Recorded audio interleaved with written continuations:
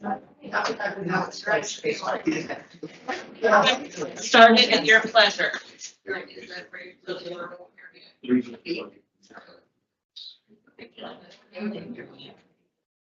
Mayor, can you hear us? If somebody online could confirm you can hear us. I can hear you. I can hear you. Sound good, Stacy.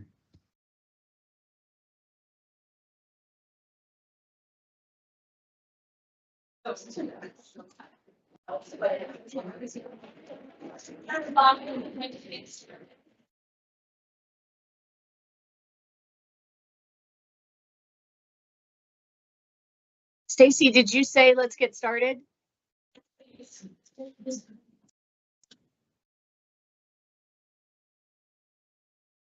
Mayor, are you not able to hear me?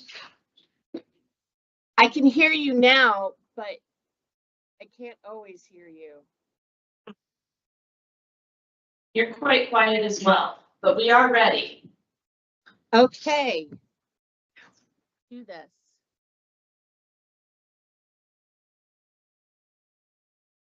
Yeah, Mayor, we're not able to hear you. The internet's kind of slow. The internet is a little slow. Ask her if we can get it onto the device on here. Yes, please. Go ahead, Vice Mayor. That's not right. Okay, today is February 14th, and I would like to call this meeting to order. Roll call, please. Mayor Daggett. No shit here. Here. Vice Mayor Sweet. Here. Councilmember Asselman. Here. Councilmember Garcia. Walking in, I can see. Okay. Councilmember House. Councilmember Here. Matthews. Oh, sorry. Here. Councilmember Matthews. Here. Councilmember Spetz. Here.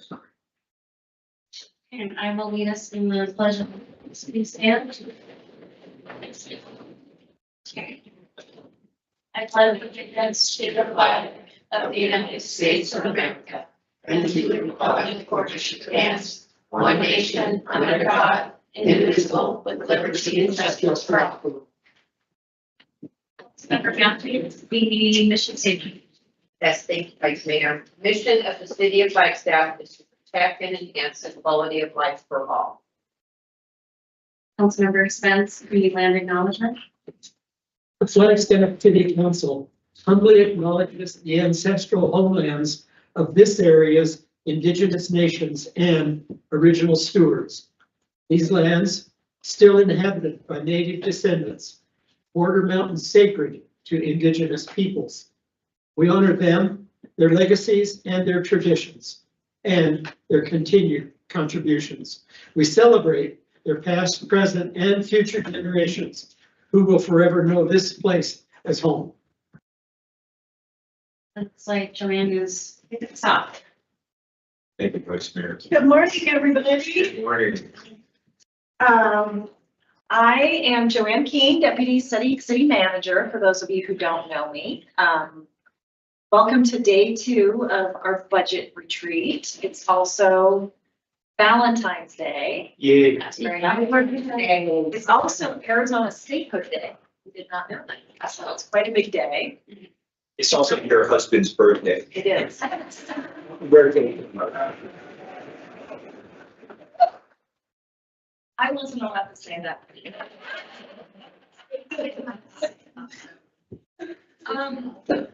Well, I just, before I turn it over to Rebecca and Rick, I think, you know, we're obviously on day 2 of our budget retreat, which means we have snow, which seems to happen, I think, every budget retreat.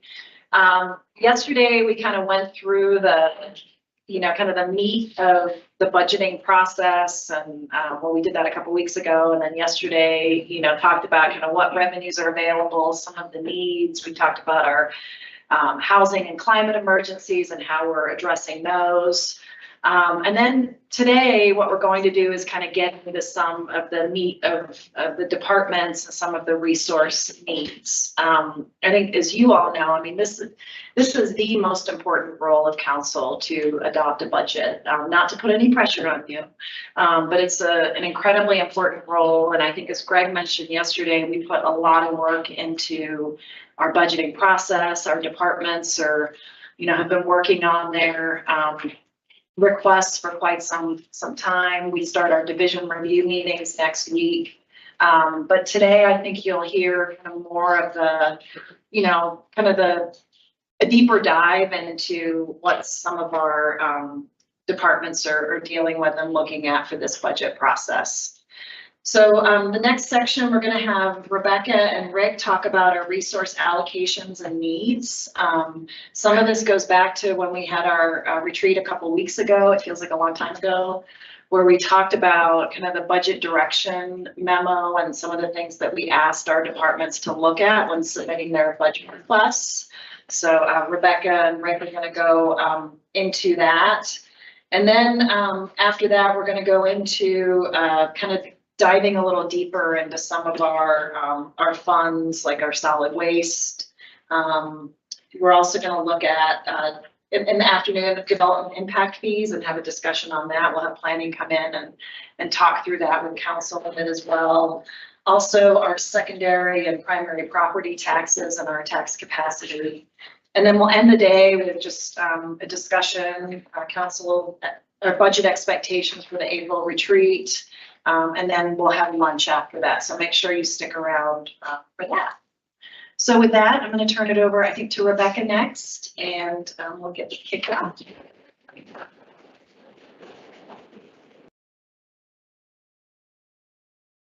Good morning. How is everybody? Good morning. I'm seeing a lot of smiles today. I think that Flagstaff is so happy that we're getting sick. And there are lots more people in the room than I actually thought there would be today. So congratulations on braving the elements and making it here.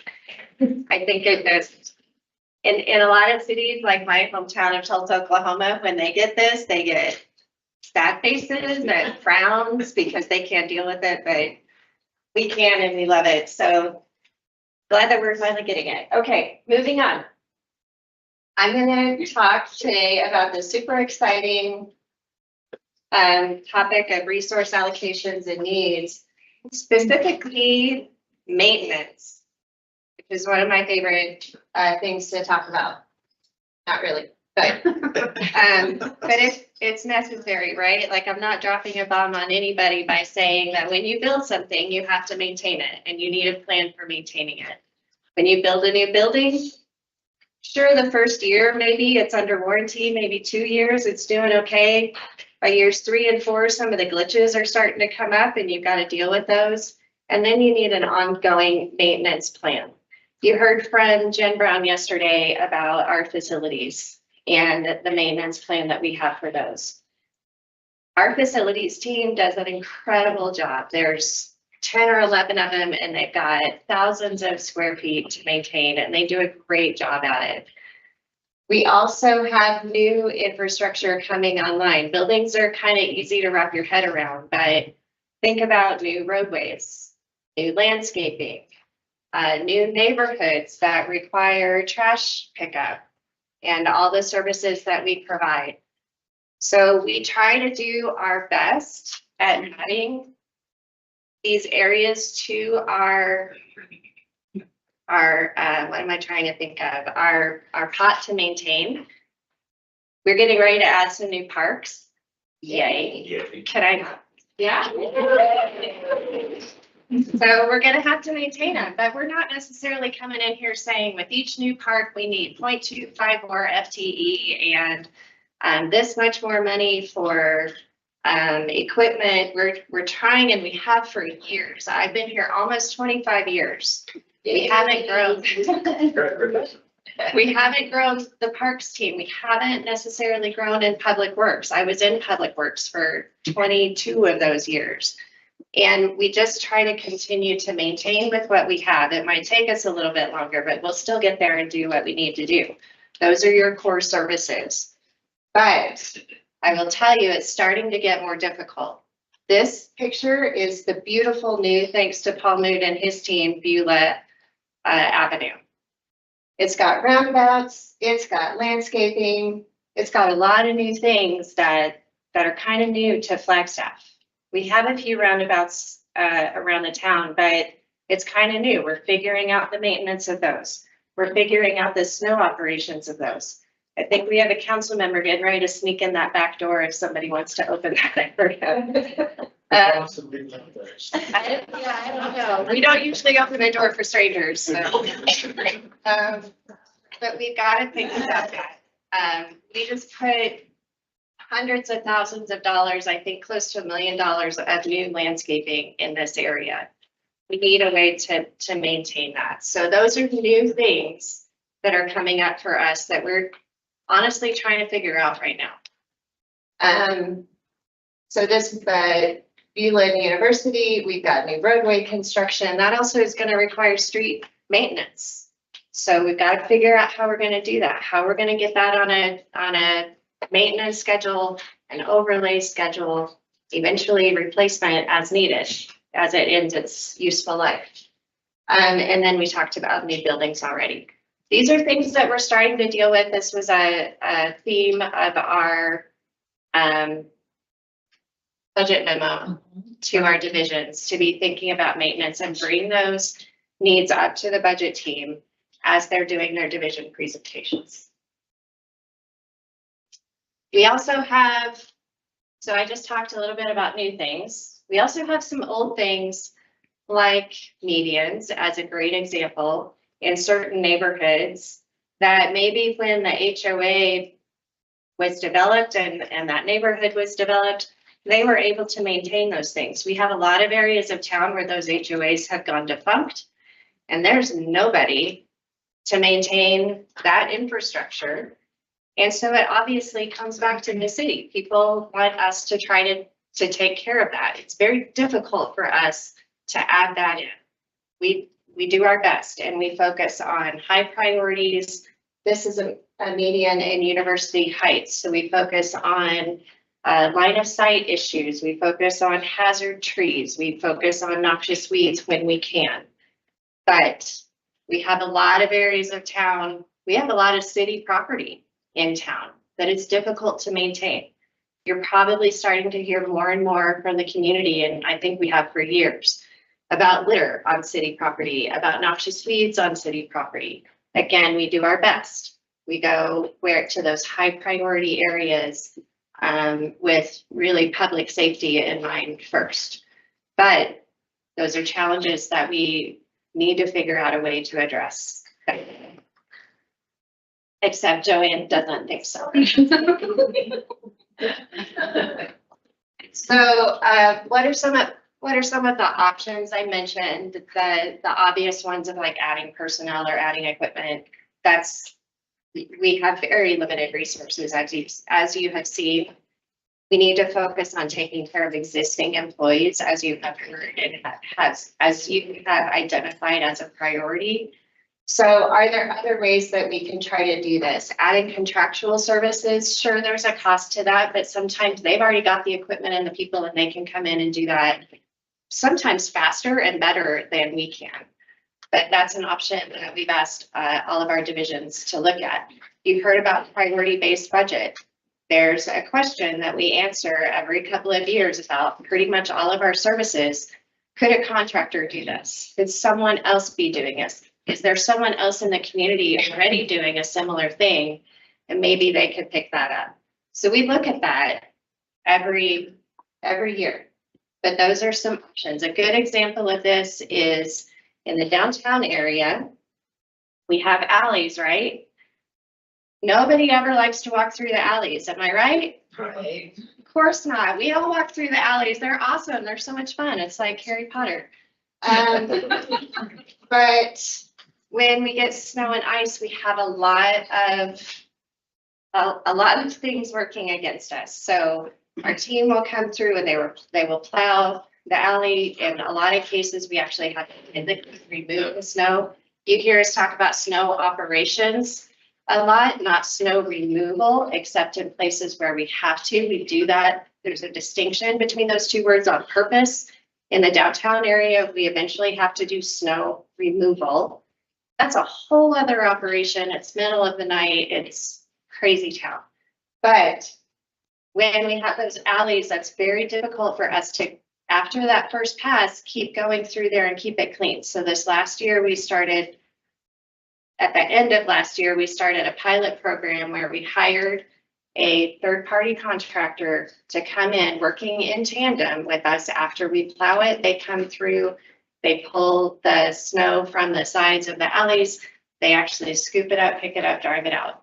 That helps us over the long run. In the course of our freeze thaw cycles over the days, it's not melting and then refreezing and creating an ice rink. Although here's a plug, we do need a second sheet of ice, but not downtown and not in our alleyways, right? And not on our streets. So this was a pilot program we started last year. We were all excited to get a full year's worth of data this year to see what that looked like. And I think today might be the first day that they've been called out to help us out. So we'll see. Rebecca, can I just say, I do want to thank you for the pilot program. All of the businesses that are near the alleys commented last year on what a difference, and Yeah. I just. Yeah, and that contractor did a bang up job. They worked really well with the team and communication, and yeah, I think it did go really well at the end of last year. Thank you. So those are some ideas that we're thinking of that we always try to think through. And I think with that, that's the end of my soapbox, and I'm going to turn it over to Rick unless there's any questions for me before we move on.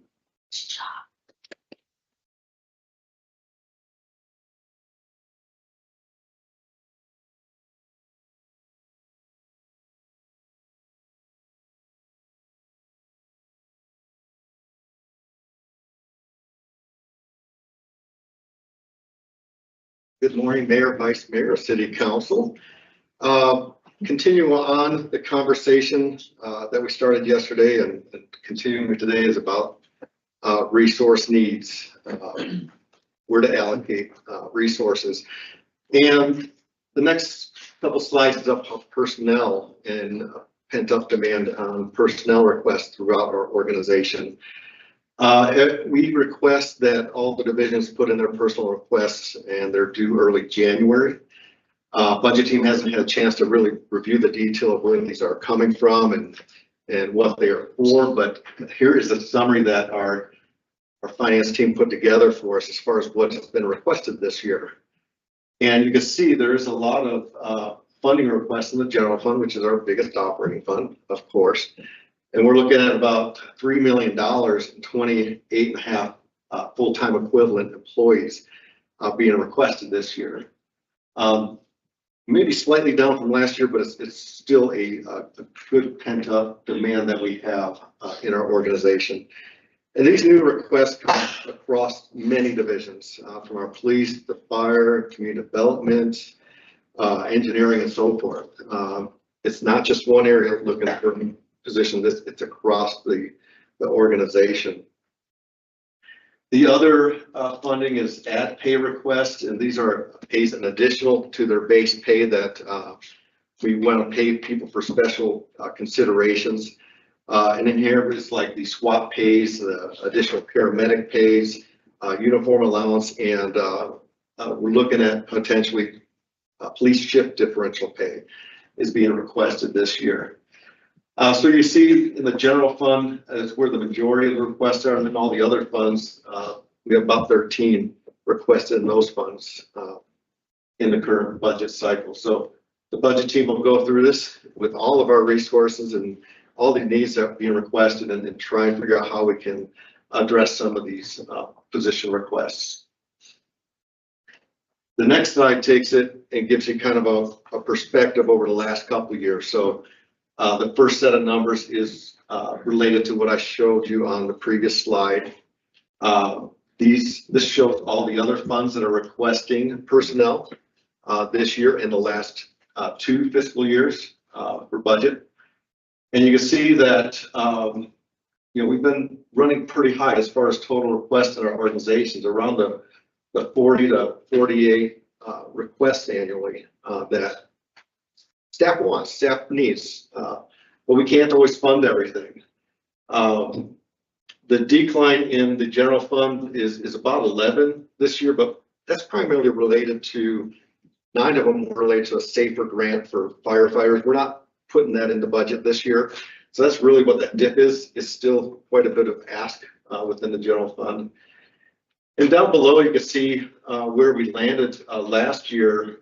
We were able to fund just 9 of the requests in the budget cycle last year. The year before, we were very successful. We had more resources to provide, and we were able to get 28 positions funded in FY 23-24. But it kind of goes up and down as far as what we're able to provide. And we've been focusing a lot on compensation issues, which kind of pulls back on what we can provide in staffing sometimes.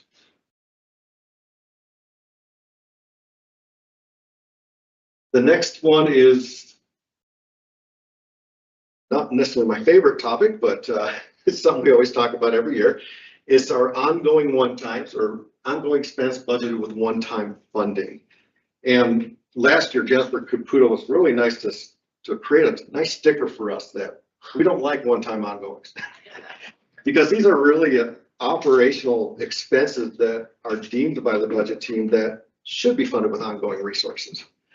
But over the last many years, our focus with compensation hasn't allowed us to move the needle to where we can fund everything with ongoing resources. So we often say, well, we'll give you the one-time funding this year. Maybe next year we can put it ongoing or come back and request it again. So staff actually has to come back and request those funds year after year until we get them into the ongoing bucket of resources.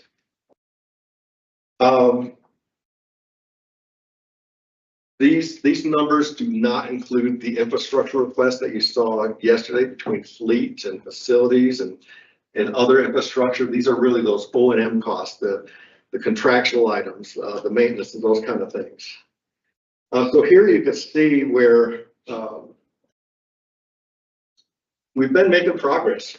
Last year we did a lot of work to bring those numbers down. So FY 23-24 is on the bottom, and FY 25, which is our current fiscal year, you can see it has become less. So we made a lot of progress last year, trying to get that shift and getting that ongoing funding considered. Rick? Yes. Yep. I'm making an assumption that like housing is factored into the general fund. The housing division is in the general fund. Okay. Yeah. And so I know sustainability is not an enterprise fund. Nope. So why is that broke out when everything else is a fund? So both 23-24. Sustainability is a fund. It stands alone as a fund. It's Oh, from the fee out of the water? Yes. Oh, okay, got it. Yes, they're an enterprise type fund. Yeah, you're right. You just didn't use the word fund though, so you. Yeah, they are a separate fund. While we're talking about this, can you talk a little bit about the housing authority and that's different than housing that's in the general fund? Sarah, you got a picture, yeah. You got the expert right behind you. Yeah. So when you see housing listed as a fund, that's typically housing authority funds because that is treated like an enterprise account and it's fully dependent on federal funds. So that is not the part that pulls funds You're saying from it's a fund versus Yes. what's in general. versus what's in there. So general fund being general fund, housing authority being housing. So when you see that separate fund, that 9 times out of 10, because sometimes the language gets used differently, but 9 times out of 10, it's housing. That helps. It threw me off because I forgot that sustainability has a fee, so it does have an enterprise component to it. And so I was like, well, We'll add the word fund. would you keep it for this? Things we don't catch. We can put these together so fast. Just one word can make a difference. Well, the piece for that is that the housing authority money can't go anywhere else. I mean, we can only spend it in the box that we have in it, so. Yeah, thank you. Okay. So you're very welcome. So when we're looking at the general fund, the things that we're talking about as far as funding with ongoing one-times, it's like our PC replacement program. We can't quite fund that as an ongoing basis. Our third-party support for plan reviews and inspections. We generally use one-time monies for those. Vehicle maintenance, we can't fund it to the full extent requested. Overtime hasn't been an area we haven't been able to fund. Ongoing portable restrooms in our parks. We use one-time money to keep those going forward, and a lot of training and development and travel. Those things we say, well, we're gonna keep those as one time until we get your funding as recurring on the books.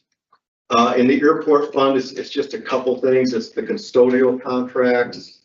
It's landscape maintenance, it's snow removal. We just didn't have the funds to put those in the ongoing bucket.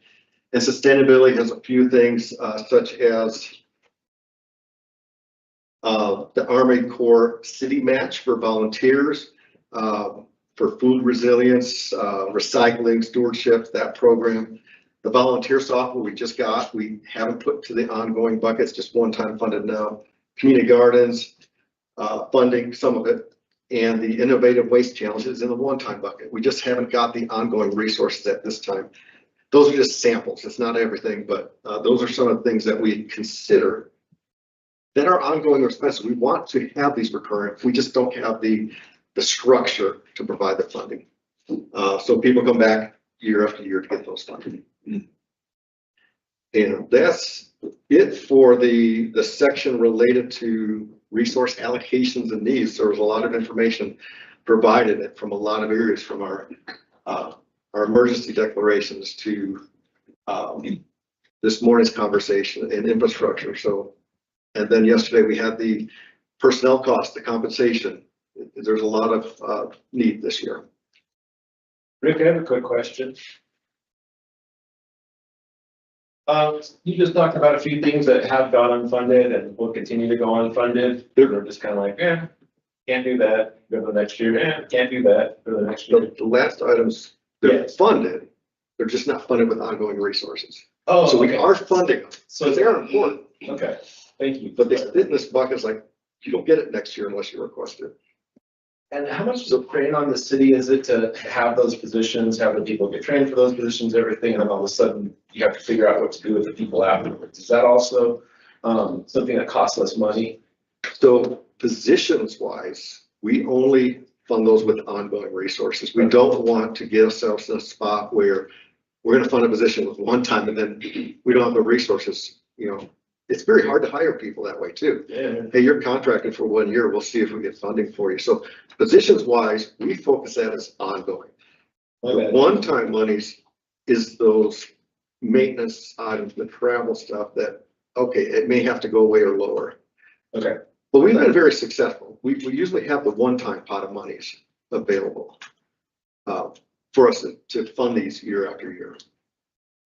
Sorry if that was confusing earlier, but that's lazy. It's just too early for me. That's all. No, that's all right. Coffee's very strong. Thank you, Vice Mayor. On rare occasion, we have used one time for funded positions, but to your point, not a good arrangement, because if you think about it, who would accept the position knowing that you're only guaranteed for 1 year? So I think we lose a lot of viable candidates in that scenario. So we are trying to get away from that. I think it's a different discussion for the budget team to consider, but I'd like to plant the seed. Somebody mentioned it to me yesterday, and I'm restating it today. Is it time to be thinking about whether our annual allocations for one time, which always seem to be healthy in terms of the pot of money versus ongoing, is it time to be having a discussion of whether we can see some of those one-time funds converted to an ongoing? Is there enough assumption that we see this year in, year out? Maybe it's time to rethink that distinction between one-time and ongoing. Food for thought. That's what we did last year. That's why we made a lot of progress from the 4 million to the 2 million, talking about the general fund. And yes, we see the annual savings each year. So that's how we're able to move stuff, but you can only go so far before you put yourself at risk, right? For those. Councilmember Matthews. Vice Mayor. And just for clarification, on that shift from ongoing to one time is a decision made by the budget team to say, okay, we need to put this in expected budget that, you know, that it's not gonna be up there to be decided yes or no from year to year. It's like, this is an ongoing expense that we know, it just seems to be repetitive every year. Is that a good way to summarize it? So, okay, thank Yeah, we love our spreadsheets. We've got columns. you. Yes. Hey, these are the ones that are, Choose too. that are ongoing, but they're only one time. But yeah, it's intended. Yeah, you're very welcome. So we're a little ahead. I don't know if we want to. Scott's Start the next area. Rick, I'm doing the time today, so just letting you know since Shannon's not here. Scott's ready to go. You don't have to cut me off. That's a good thing. I think that any of these like, hey, not yet. Not yet. Need this sheet. All right. Thanks, Greg.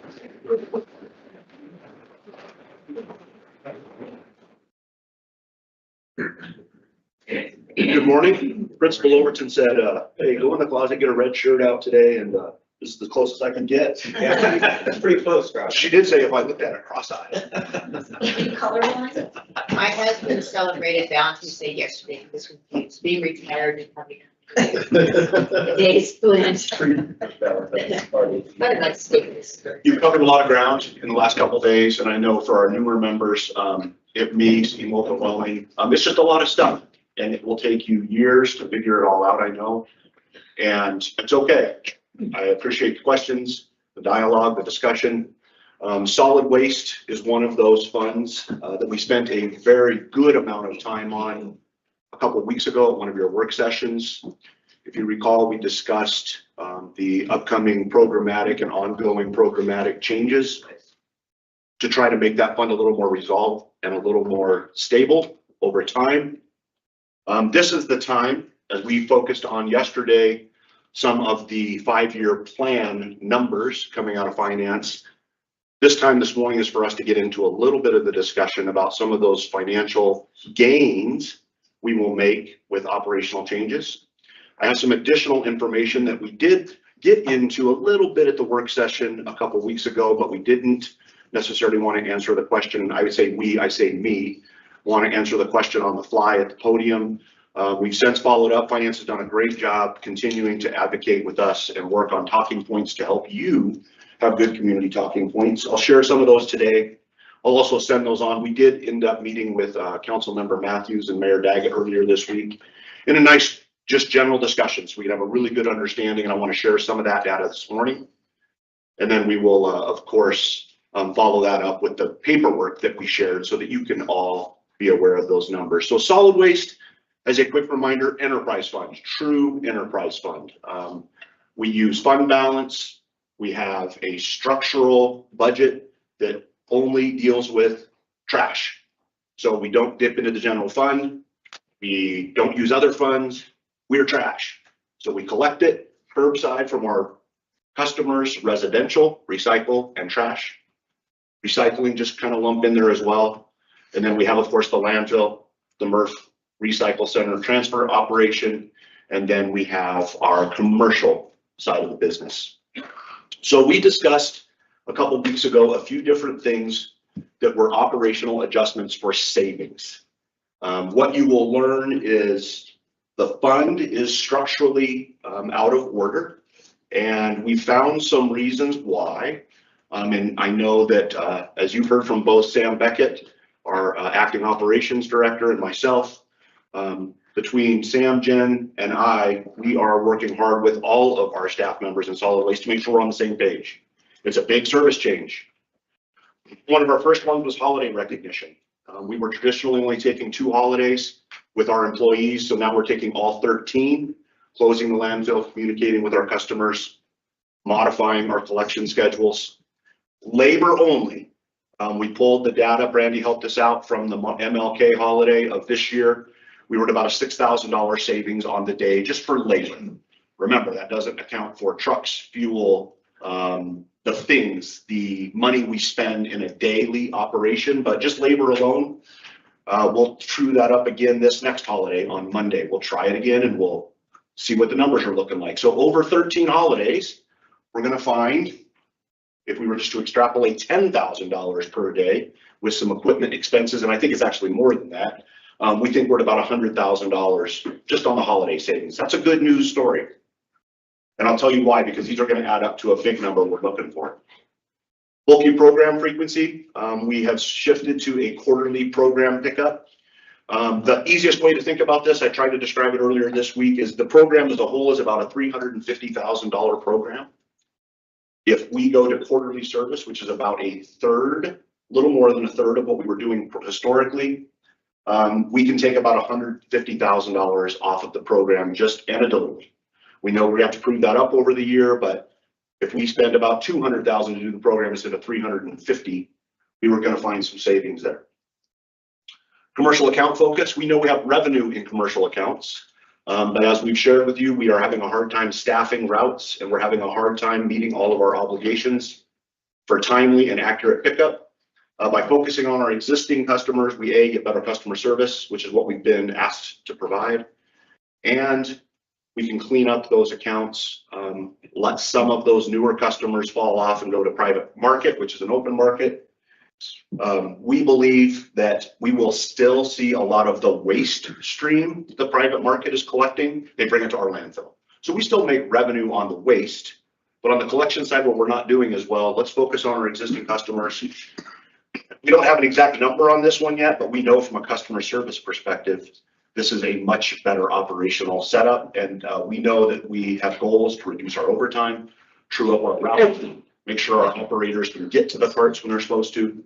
So this one is a big audit focus within the division, so that we can make sure our business practices are matching our accounting practices. Question. Absolutely. Can you share with us what is your approach to price point competition or comparison with the commercial haulers compared to the city doing a commercial account? So they're different. We are not in the business to make a profit. We provide customer service. We provide a service to community in trash collection. Keeps the community clean, gives people a sanitary way to make sure they're dealing with waste. Our fund is to remain solvent. So we want to break even, make enough money to make sure that we're safe, that we can close the landfill over time. So our model is different. We do go through rate studies. Our last rate study concluded in 2018, and the last increase to the residential rates was in 2023. We historically have looked at that every few years. I say 5, 6, 8. We know that that could be an option to go back, reevaluate rates as they do have differences to private sector. However, we know we're also coming in off the water rate study, and it is a very difficult, arduous, long process. That is one way to do it. I am of the belief that I think we can find some operational adjustments that might make this up prior to a rate study. Doesn't rule out a rate study, but in the future years, if we can't get this straightened out, we will have to come back to the public and say, here's what the true cost of business is. But at this time, I would like to find it inefficiencies prior to going to a rate study. I had a quick question as well. Sure. Something I didn't get to ask you at the presentation was you were saving $160,000 on bulk frequency, which I think is a good thing. Could you, well, this is another thing I don't know if you really want to talk about, but do you feel like that's the right size of the program now? Because before your drivers were just kind of cruising the streets, looking for stuff that wasn't there. Yeah, I think, and Sam, please jump in on this operations side. When we did the analysis over the last 6 months, we asked drivers, we talked to supervisors, we talked to customers, we talked to our manager, and we came to the conclusion that every 5 weeks was too frequent. We were noticing as we would drive routes, there were some areas in the community, and I'm saying this more with a kind of a blanket statement because every area is a little bit unique. But if you're driving an area in an off time of year, maybe it's winter time, and it is the east side of the community, route 52, 53, 54, That bulky truck might drive every single street and only stop at 20 residences, but pass by 1,000. That's not very efficient. That's not efficient for the truck. That's not efficient for our crew. That's not efficient for the public. We find there's other areas, times of year where that ebbs and flows. So we might have more demand in certain times of the year. But we are going to continue to communicate and encourage our public to kind of focus in on those 4 days a year, quarterly, and really make sure that they're utilizing it so that when we drive the street every quarter, we're hopefully finding more appropriate piles at more frequency. If we continue to see the same trend with few pickups on the street, that would tell us we're still too frequent. There are communities in the Valley. City of Phoenix is the biggest one that have gone to appointment only pickup and collection. I'm not as comfortable going there yet, but we've had that discussion. You know, what would that look like? How would we message that? Is that more appropriate? How would we schedule that? We're watching Phoenix closely. They've had some good success, but it's a very, very different model of business for bulky pickup. Thank you for clarifying that. That helps me with messaging for the public. Sure. Sam, did I miss anything No. on that piece? There's actually 14 pretty significant communities across the state that have all tried to into that. To on-call pickup? To your comment about some pickup routes are fewer than others. I know on my street, we have the 5 by 5 foot limit every time. Is it too much to schedule or is there an opportunity to like make frequencies in different areas different than others that aren't utilizing bulky trash? Maybe do some, I mean, after you have a year's worth of data to go and say, wow, you know, these communities are really struggling now. They've got 10 feet by 10 feet, which I think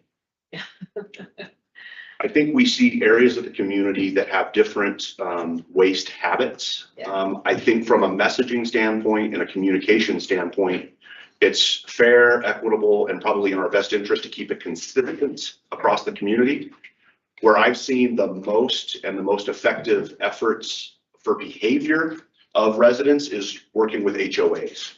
So we have areas that are very good at communicating, that know their schedule, that the HOA polices those areas. I think where we see the most abuse, non-HOA neighborhoods and areas. So older neighborhoods, areas that don't have HOAs. Again, not bad, just there's not a third party self-policing contract neighbor to neighbor. Right. So that's where we see probably the most outside of the regular program.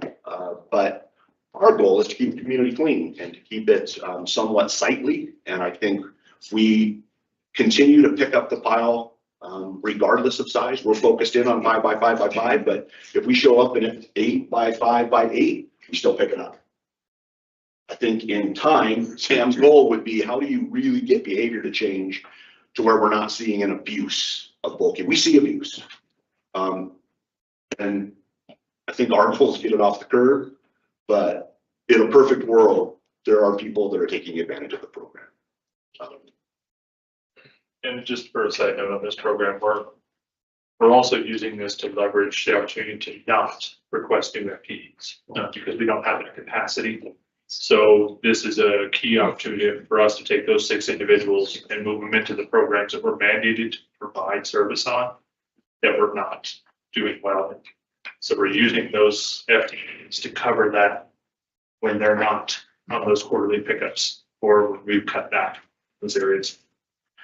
Go to the holiday as well, right? So if we don't pick up bulky trash during the holiday week, we don't give those drivers the week off. Yeah. We move those drivers to a different type of truck, and then they start helping us with regular routes so that we're reducing demand on our operators and reducing our overtime impacts so that we have a reasonable route versus a pretty unreasonable route.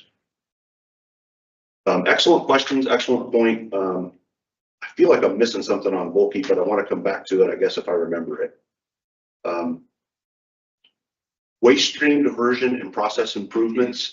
This one is super important for us. One, life of the landfill. We want it to last as long as possible. We have a very large footprint of a landfill. Right now, we're projected to about 2,100. So we have a long life of the landfill, but each cell And each new pocket of the landfill is fairly expensive to develop. So the longer we can continue to keep deferring those large holes in the ground, it's just better on the expense side. So we've looked a lot at green waste. We know not pine needles, but actual like branches with leaves on them. How can we do a better job of not taking those at the landfill and putting them in the hole or chipping them on site? Could we work with our landscape contractors, our third-party composting companies in the community that are now starting to spin up? How do we just get that material to them before it even gets to the landfill? Would be a win for us. So how are we dealing with metal waste? How are we dealing with things that we know we can get out of the waste stream and out of the pile to go elsewhere? The most difficult one is recycling. And I think you've heard a lot of conversation about this. I mentioned it yesterday. I said I'd come back to it again this morning. We took over the Norton contract just over 2 years ago now. We have not seen a disruption or a change in that service to community, which has been a good value to try to preserve, but it is at a cost. And we are now utilizing a third-party vendor to take our materials logistically from our community and moving it to the Valley City larger processing center. Yesterday, Councilman, we had a great question about whether or not we are the same regionally, and I got to thinking about that about 2 o'clock this morning as I was watching the rain, hoping it was going to turn to snow. We are no different.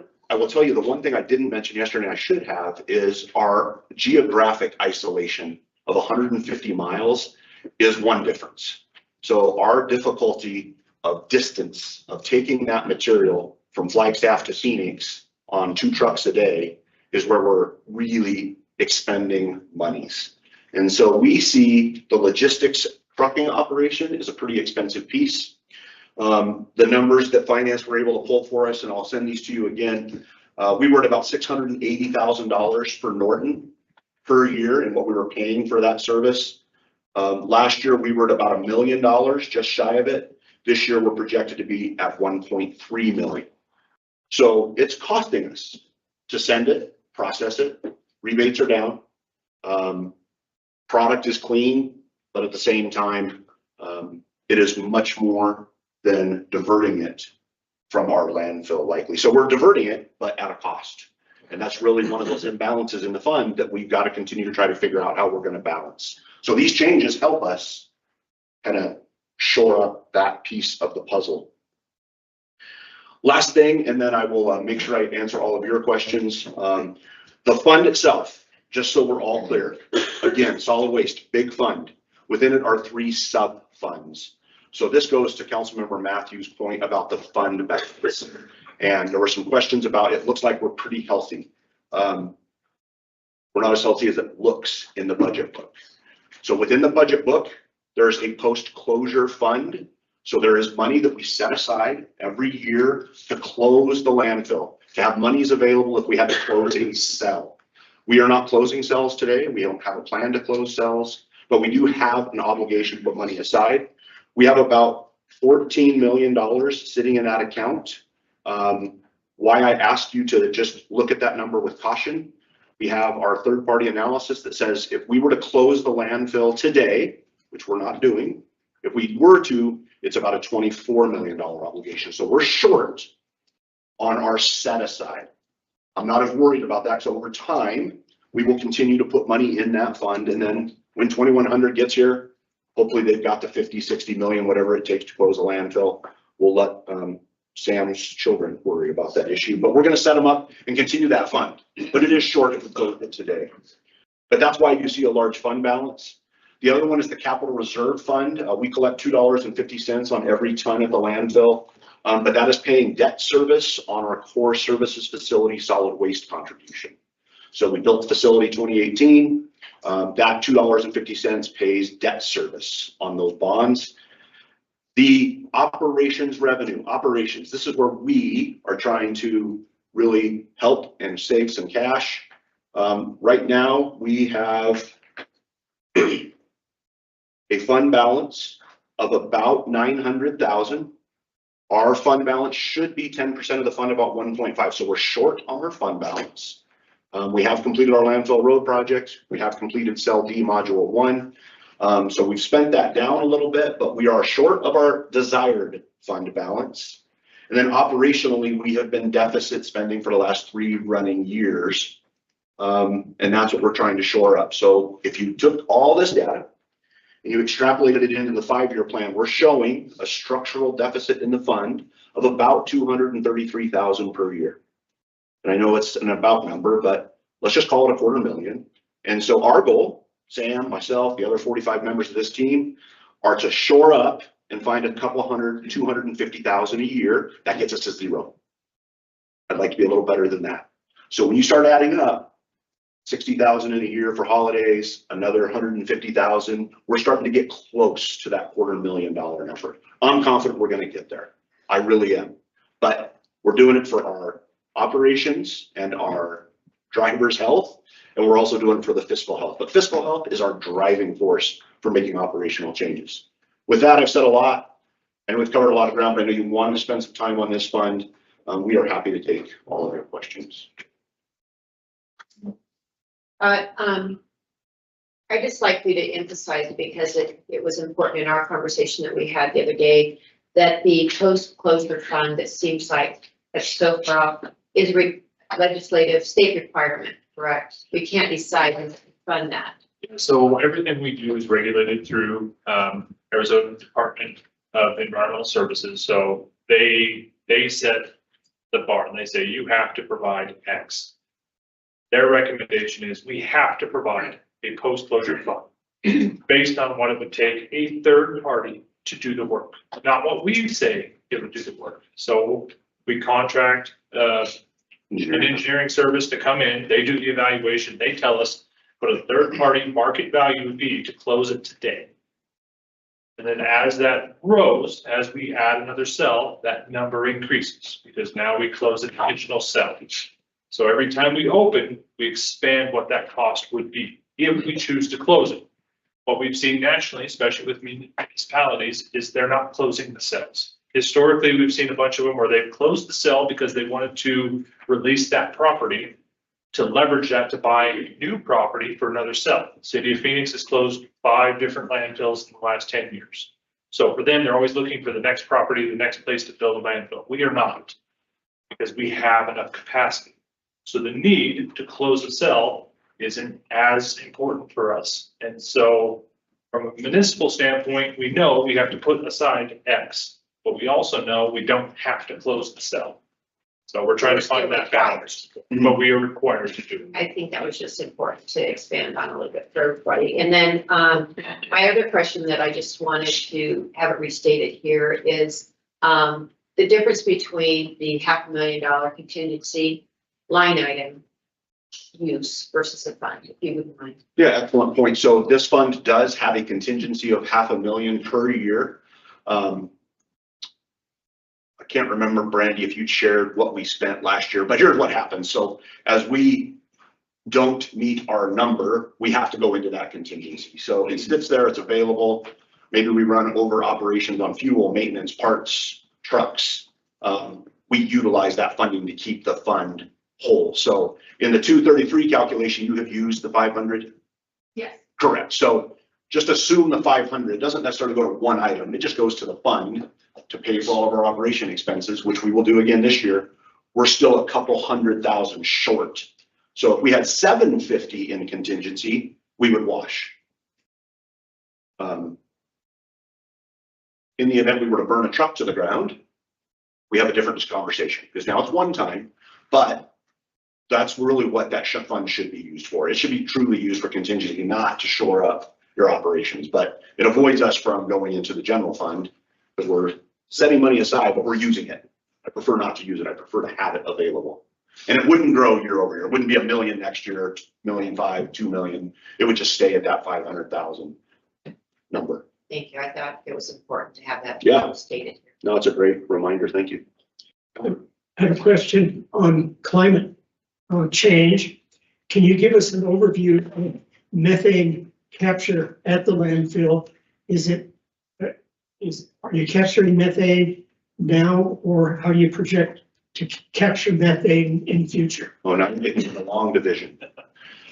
So this is not my easiest talking point probably off the top of my head. We will bring in Matt Morales. I will tell you my general highest level understanding. We do not capture methane today. We're not a landfill that is required on our existing cells. On our future cells, like the one we just built, we will have gas collection and safe use of that gas.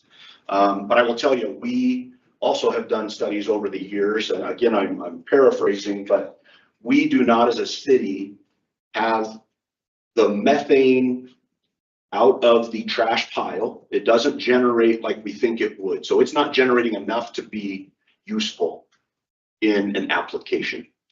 So the last study we had done actually demonstrated there is methane clearly, but it's not enough to be meaningful to run a generator or a plant or be used in a manner to fuel vehicles. That is not likely a real possibility for us anytime soon. And there's lots of theories. We don't have the moisture content. The trash isn't decomposing like it does in some other areas of the country. We don't have the mass of what other communities have. So we can get you a lot of good information about methane gas capture, but it is not a productive gas in a useful form at this time. Thank you. Okay. That wasn't too sciencey. Real quickly, and I could be completely off base with this, but I thought I remembered everyone just a few years back talking about the landfill having a shorter life on it. How do we expand that life, and do you see life past 2021? I do. Okay. So it's a great question. I think we all debate it. There's others that are going to tell you it's 2078, it's 2082. It's all about efficient compaction. It's all about what you put in the hole. It's all about how you build cells. It's all about how you utilize your land footprint, how you build and lift different cells to their highest and best capacity.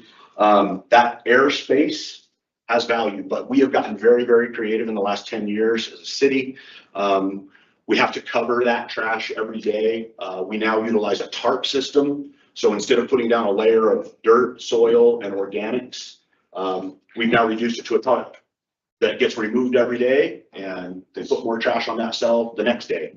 So things like that are starting to just save and conserve that airspace. My goal would be to continue to advocate for the community that you just push that closure out as long as you can. So better technology, great equipment. Our compactor does a very, very nice job. GPS coordinates, track it so we can actually see how compacted the trash pile is becoming.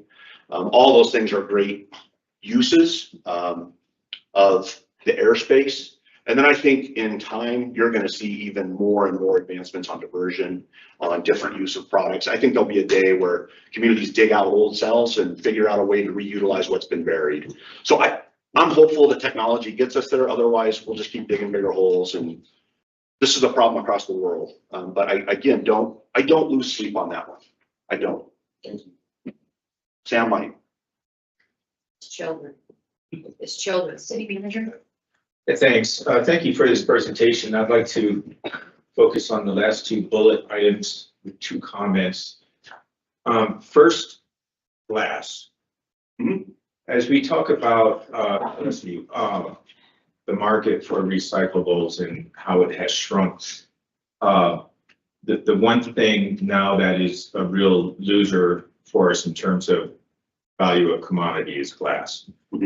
Glass is being collected separately at a considerable expense, and then it's being transported to Phoenix. And I'm assuming it's probably getting landfilled, or I don't know what is happening, but there's not a strong market for it, right?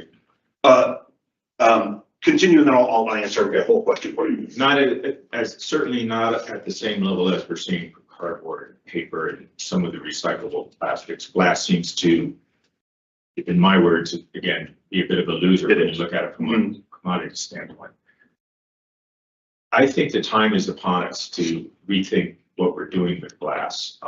Other communities that I've watched or have been a part of actually stopped recycling glass. I'm not going there, but I do ponder, should we be thinking about processing glass here locally, putting it to some use locally, whether that be construction or landscaping. There are some things, even perhaps application during snow and icy weather on the roads, just like our cinders.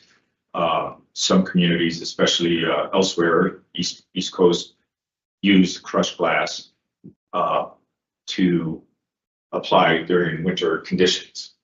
I don't know what the answer is, but I'm fairly convinced it's not transporting it to Phoenix at a considerable expense when there's not a big market for it. If we were to crush it locally, you know, it seems like we have the land to accommodate the crusher. And we could do that and maybe integrate it in with other product that is being generated in this community, concrete, asphalt, what have you. But so that's my first comment. Okay. Then my second one, and I had this discussion with you before, but I want to bring it back to the table on recycling. And I'm taking the commodity part out of the discussion now, just looking at it from an operational standpoint, drivers and trucks. Okay. We've had a very good discussion about bulky trash and the frequency. Is it time to have the same discussion about recycling? How often we pick up our recycling? We are recycling less because there's less market for the product. With that, does it make sense to be picking up, at least residentially, be picking up every week? Today in my neighborhood is recycling day. Our bin has no recycles in it, or not enough to drag it out to the curb. But yet the truck will go through our neighborhood. And what I see anecdotally is a very similar thing. The bins are quarter full, a third full. And I question whether that's an efficient operation. Could we evaluate along with that bullet point, you know, transportation, processing, put frequency in with that equation, because I think it's time to be looking at that. Those are my two comments. Thanks. Excellent comments. I'm looking for a solid waste director. If you have it, you're starting to think like us. I like it. So two things. I'm going to start with glass, and then I do want to come back to the recycling frequency because I know it came up in our Wednesday meeting. I think Councilmember Matthews also had a similar comment, at least for us to consider. I'll come back to that one. Let's start with glass. One positive with our glass program is we are still separated. We are not commingled in your recycle cart. That is a positive. We do not want to put glass into our regular recycle cart for processing. Our processing fees would change dramatically. In fact, our current vendor would not take that product because they do not want glass in the stream. That's a positive. We have a small collections program, 300 accounts. I had to guess. It's about, give or take. Let's call it 300 accounts with a smaller residential cart. It's a third cart at the residence. Rebecca, how big's your cart? Like the size of a trash can? For glass? It's 40, yeah. So it's half size. So it's half size of a regular cart. Goes out on the curb as a subscription service. So it costs an additional fee per month. Folks that would like to have that service, again, 300 people in the community have it out of 27,000 customers, very small percentage of the market. We pick that up on Wednesdays. It is delivered to the transfer station. It is placed into a very large commodities bin outside. That commodities bin just collects glass. It is trucked to Phoenix. The market for glass is actually pretty good. People want it. The trucking cost kills us. I see. So they want the glass, they can reuse it, they can put it in fiberglass, they can put it in post-generation products. They love to keep our glass clean, but it costs us much more to transport than what we're collecting in the subscription service and what we're collecting in any rebate back from the vendor. So it's a separate program outside of Friedman. We also don't collect what I would consider a large volume. I would tell you it's about 2 semi-truckloads a month that go to Phoenix at most. We did historically as a community crush on site. Norton was doing that for a number of years. I cannot recall the year they stopped doing it. There really is not a great market for crushed glass. After you get it all down to crushed, let's say we had 1 dump truckload a month. After it was crushed, we could blend it, we could use it. Often they did use it for landfill cover, but that always wasn't received well because it was perceived that we were just landfilling it, even though it was a cover use. They've used it for pipe shading or bedding as they build utilities. We've had better success trying to figure out how to reuse old sandbag material, but I think you're on the right path. We would like to put trucking into Phoenix. We would like to find a local source and use. Maybe it is putting it in concrete. Maybe it is putting it in asphalt. The problem is we don't control those markets. Yeah. So how do we talk a very large corporate entity into, hey, let's dump glass into your asphalt? I don't know how that goes, but I think we're up for the conversation. And it's a small commodity stream, but I think it is one we need to look at. Great. I'm going to add it to the list. And can you talk about the frequency? I will. So frequency on recycling, this was an interesting concept, and I actually appreciated the comment Wednesday, and I appreciate it again today. I think I was even mentally hung up personally in, man, that's a big community change. I don't know if people would go for that, but then you start thinking about it.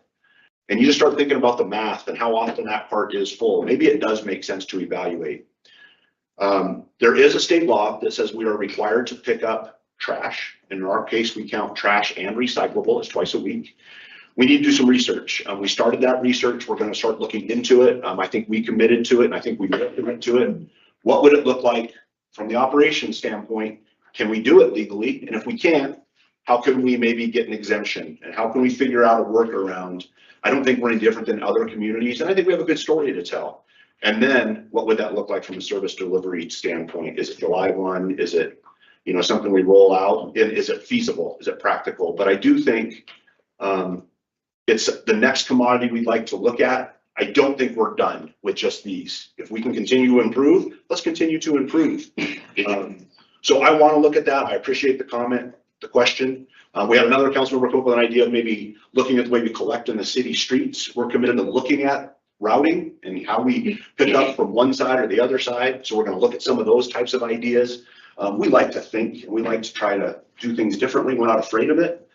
So I do think both your ideas have merit, but now we just have to kind of vet them out and make sure we can pull them off. And do they really make a meaningful change that makes sense? Yeah. So I think we need some time, but we're committed to looking at those. And thanks for the dialogue on that. One last comment on recycling, and I think it's a real plus.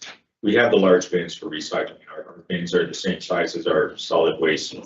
And because of that, I think it lends itself to maybe revisiting the frequency of it. If it was a smaller bin, I don't know that we're having this discussion, but as I mentioned, there's only one time of the year really where you see the recycling bins fill up throughout the residential neighborhoods, and that's during the holiday season, and it's cardboard. And that's good. I mean, that should be, there always should be, like your discussion with bulky waste. There are times of the year where frequency may need to be considered differently, but the rest of the time, it seems like we have the large bins, and again, the recyclable market has shrunk, so there's less product if people are doing it right. Absolutely. I know we need to work on our diversion rate success, but it seems like we can go to a less frequent service. Well, and it goes to sustainability's, yeah, 2 thumbs up, good job, good, 2 thumbs up, so note that. It goes to the sustainability's talking points and kind of the education piece of what we're working between sustainability and with our PIOs is, how do we just use less? Mm-hmm. Like if that Amazon guy would quit going up my driveway every single day, we'd have less recyclables. But I'm not here to change Americans' habits, but could we just reuse the box? Could we figure out a way to not necessarily recycle it until it's totally worn out? So that's where we need to head as a society. How do we just try to use less? But that's really tough in the American marketplace. And I think we've seen the impact of Amazon. You can walk the tipping floor right now, and it's thousands and thousands and thousands of Amazon boxes. And it's not a bad thing. It's just, we got to deal with it. So it's costing us. How do we change that behavior, and how do we just use less product in the first place? Not only on the trash side, but on the recycle side. There used to be a day recycling, the more we put in the Norton pile, the cheaper it got for our communities. Those days are gone. So that's the new reality we live in, is the more we put in the pile, the more it costs us. So just keep your boxes. And then let me have your, I joke about, we love this stuff. I mean, this is what we live for. We like it. I like the street stuff. I like the solid waste facilities. This is core services. This is what we do as a community, and this is what we should do. Now we got to run the business like we can afford to run it. We did not get into truck maintenance, truck expenses. All of these things help us on those fronts as well. These trucks aren't getting cheaper. They wear them out quickly after they pick up 1,000 parts a day. Some of this downtime helps us with maintenance, helps our fleet crew keep up, which is a positive. What else can I answer for you? I like this stuff. Member Garcia had a question. What do you got? Just to stay on the topic, Scott, and to preface, a friend in music once told me the difference between a groove and a rut is how long you stay there. I hope I don't bring this into the rut on the sustainability portion of this conversation, but I'm glad you brought it up, city manager, because I think it's an important conversation to have. One of the metrics I would like to see sustainability work on, and I feel like they're not gonna like to hear this, but it's part of the conversation. And I think it's important, and it might seem a little anti-sustainability from the get-go, but that is having a metric on how much greenhouse gas we're saving against shipping it and all the things we're doing to get the recycle now. And then against how much we would be just putting it in the landfill. I'm not saying that's what I want. It's the last thing I want. I want to recycle for the rest of my life. But since we're in the topic, I think it's also an important component. And the information and data is probably going to take a while to gather. So why not start? I think Nicole's either online or going to join us shortly. She should be in person shortly, but she should be online right now. She's probably running here right now. Hello, I am good afternoon, good morning, everyone. Yes, and Councilmember Garcia, this is actually, as City Manager Clifton mentioned, a number of communities throughout the country have discontinued their glass recycling because of exactly the carbon footprint to get the material back to market. And we actually have those calculations available for consideration. And you are exactly right. It puts the conversation into a different light when we actually start looking at the full cycle impacts. So we'll be happy to walk through that as we present emission data for solid waste. And Nicole, you said glass is recycling or all recycling? Glass recycling specifically, because if you think of, not only the distance that it is traveling, but the weight, and then just the impact of that transit or transportation it's a significant concern. Absolutely. Yeah. I'm with you on that. I'm just thinking that there might be a need to start expanding that metric into all recycling just to get a vision or a feel of what we're dealing with. That's all. Thank you. Agreed. Absolutely. Thank you so much. I'm just going to add, I think Nicole's been great, and that's where they live, is in that data world. I think that helps us, and actually it pushes us as the operation side of the house. We know, for example, if we can compact our product and get it to the market and ship it in a better weight, that would actually help us. So we're working with that third-party vendor. How do we get better weights on trucks so we can start reducing our number of trips to the valley? Those are the types of things that help us push that conversation. But we also have to keep in mind that's going to be a capital expense. So now we have to invest in different equipment that treats it differently. So we're trying to process less and get it to the market where they actually process it and bale it and ship it to market. Not what we would necessarily be able to afford to get into locally. Again, that 150 miles key. So Scott, just to bring our conversation we had on Wednesday into the public space, and to add on to what city manager said, I just wanted to make the comment that half-used cans attract, like an extra bag, like, oh, my can is full. And I know that we have contaminant is a big, I don't remember the percentage of contaminants that we put in our recycles, but I think it'd be if we did do a shift, it would be a great time to do an educational piece through sustainability and improve those, lower that contaminant levels. So making our recyclables more pure, which would save us money and kind of force our hand to think about what we're throwing in there. Every time I throw something away, I'm looking at it. It's like, where do I put this one? And so we still have, thank you, Nicole, she's raising her hand. I think it's a great time to revisit that and train us as a community on what truly is recyclables. And I think that would help us make our recyclable processes more efficient. Nicole? Thank you so much, Councilmember Matthews, because that's a really important element of this discussion. And we have a few years ago concluded a pilot study in Ponderosa Trails where we introduced a process that is called or referenced as pay as you throw, where we introduced smaller parts for trash and did an analysis where we actually had staff go through recycling carts one by one ahead of the recycling truck as well. And lots of early mornings, but we were able to discern what are the most commonly missed recycled items. But that's going to be different neighborhood by neighborhood. So you are exactly right. The educational campaigns have to be very targeted and even down to neighborhoods. What are we seeing in terms of the most unrecyclable materials being placed in recycling bins, and then help to educate on those specific items. And we have a lot of work to do. The changing market is a constant struggle, as is our transitional community. The other additionality there is that what's recyclable here in Arizona may be very different than what's recycled in California or New Mexico. So we also have a lot of variables that we have to consider, which is why I believe that really targeting on neighborhood by neighborhood is going to yield the best results. But that does require groundwork and understanding what is the contaminants. So thank you for that comment. Thank you, Nicole.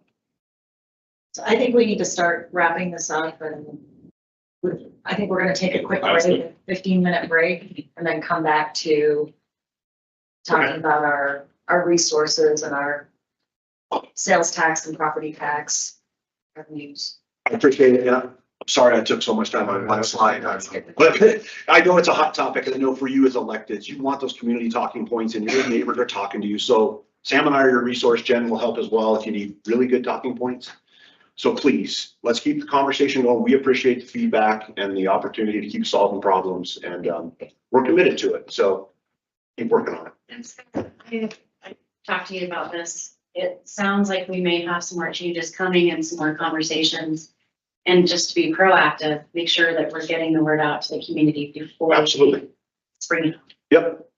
Thank Point you. taken. Yep, absolutely, Scott. Come on.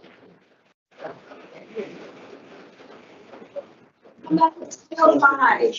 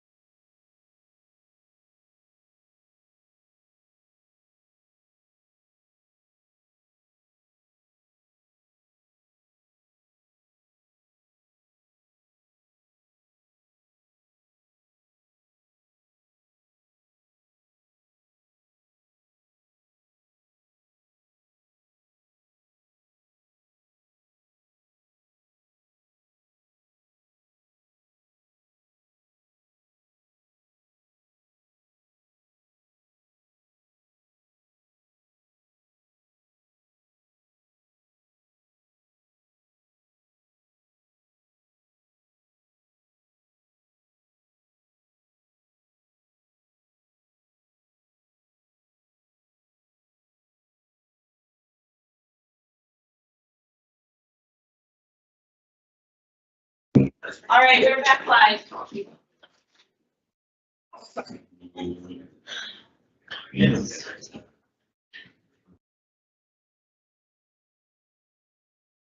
Oh, I know, hold on. Try your, that's off, right? Okay, try again. Okay.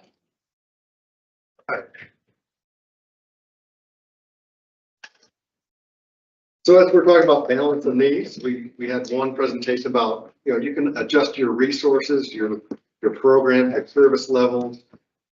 Rebecca talked about service levels earlier, you can change those types of things, but the other thing is what resources can you add to your organization to help fund some things in consideration. In your packet, in the staff summary, there is an attached resource toolbox for you to talk about the different types of revenue streams and opportunities that the city has or currently uses in our organization.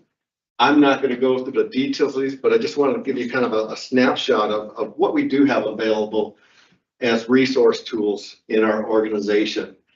And what we also outline is kind of the color of money. We talked about color money yesterday in the previous retreat, and that's really important of where these monies can go and be used for. You can see a lot of these opportunities are available in all the funds, with a few restricted for just a couple of funds, such as the primary property tax as a general fund, can't assess a primary property tax for others.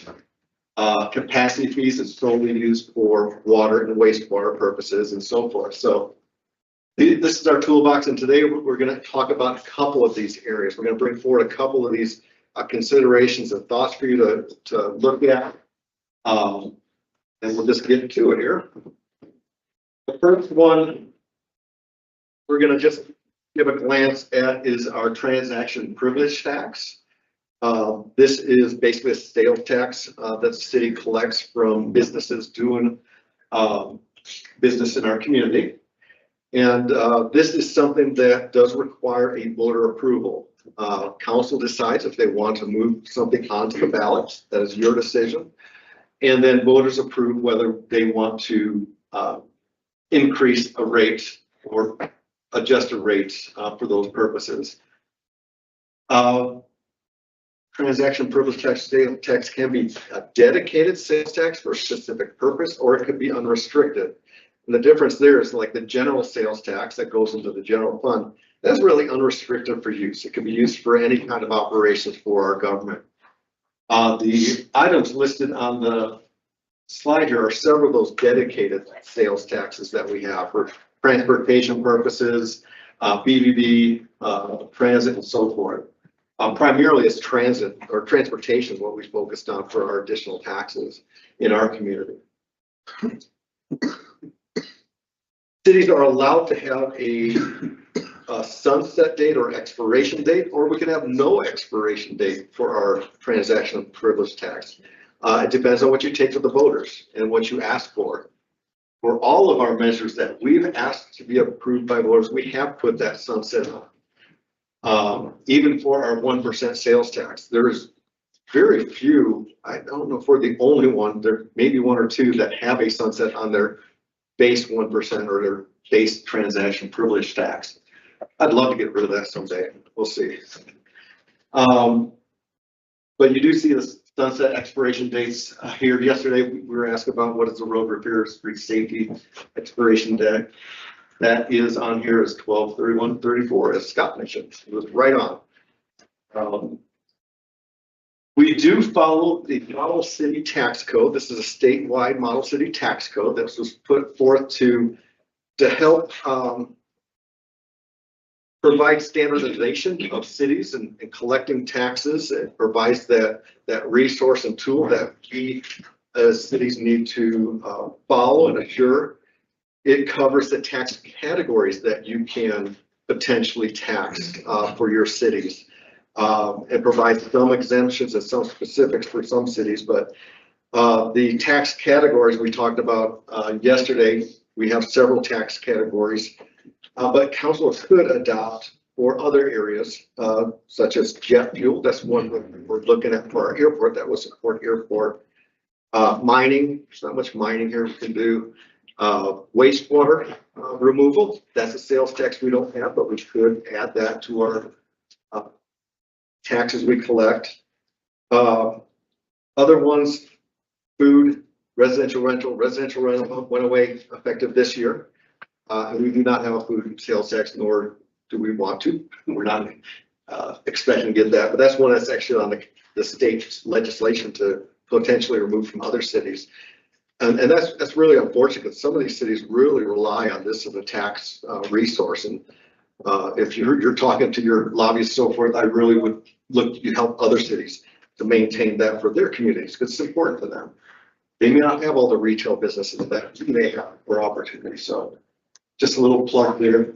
Model city tax code also talks about complying with what cities are supposed to do, and so forth. It's a way to really administer and keep consistent throughout the state for our businesses that maybe working in multiple jurisdictions want to be able to do the same thing and report easier.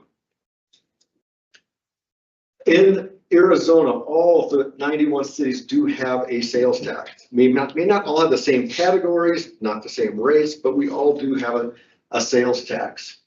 In Flagstaff, when we look at our numbers, we're about the 29th lowest in sales tax. And then this is based on one category. So every city has a retail category. So I just selected one. They vary in every city what they may charge. But in retail category, we're 29th, and half the cities in Arizona have a 3% or higher in the retail tax rate.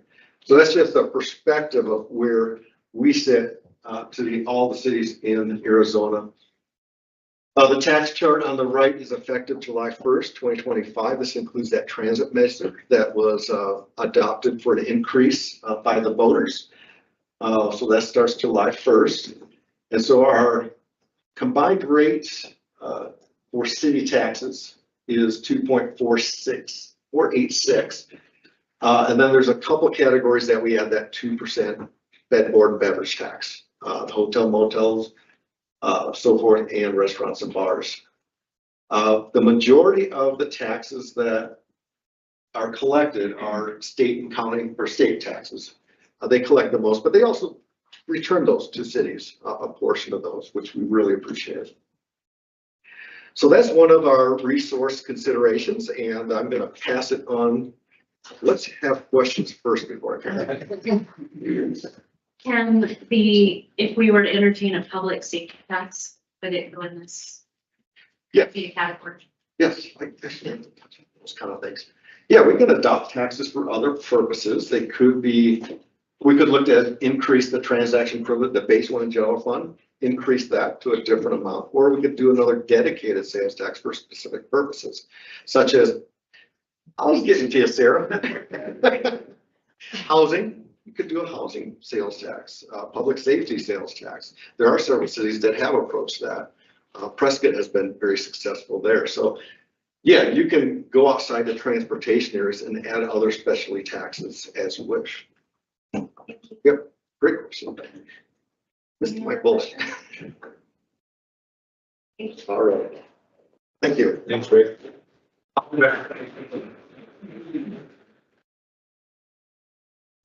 you don't need to touch me today. No, we don't need to. Are you gonna fly through?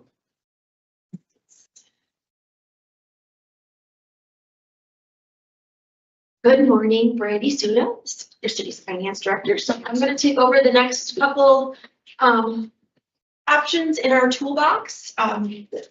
One option is to help us fund large one-time needs or capital projects, and that's the use of secondary property taxes and general obligation bonds. So first, a little background on debt. There are several types of debt that the city can issue. We have our general obligation bonds, or often referred to as GO bonds. We have revenue bonds that are backed by an underlying revenue stream, such as a user fee or a sales tax. Leases that has an underlying asset as collateral, and loans. Also to note that per city charter, the city must receive voter approval for certain facilities that are either constructed or purchased over a certain dollar threshold. And so That threshold right now is 3.15 million and is adjusted annually. So the focus of today's conversation and discussion is a very specific type of tax, our general obligation for our GO bonds. In order for the city to issue GO bonds, we must receive voter approval. And the city may use our secondary property tax levy to pay back the debt service on those GO bonds. Secondary property tax can only be assessed and used to pay for the debt service on general obligation bonds. So just a little background, the city has used GO bonds with a secondary property tax payback on the debt to fund many or help fund numerous projects over the years. Some of those projects include this building right here, the Aquaplex, the core services facility, and the courthouse, as well as the projects and purchases discussed yesterday during our bond update. We're all funded or will be funded with GO bonds. The most recent, most of the city's debt is issued as tax exempt, exception. There are a few exceptions such as the housing bonds. And coupling that with our excellent bond rating, we are able to issue with some very favorable interest rates. For example, the core services facility bonds in 2018, we were able to issue with an all-in cost interest rate of 3.83%. Our 2020 courthouse GO bonds, obviously at a very good time of year, all-in cost 1.46%. Can't get really much better than that, can you? And then most recently, we issued some 2024 GO bonds for Proposition 441 with an all interest rate of 4.04%. So some very good rates. So per state statute, there are some legal limits on how much GO bonds the city can have outstanding as a percentage of our assessed property values. There's a 20% limit for projects such as water, sewer, artificial lighting, parks, open space, recreation facilities, public safety, and streets and transportation facilities. Our current city capacity is $303 million. There's also a 6% limit, which essentially is everything else. Specifically for us, it's our housing bonds that we currently have issued. And we currently have a 6% capacity of $100 million.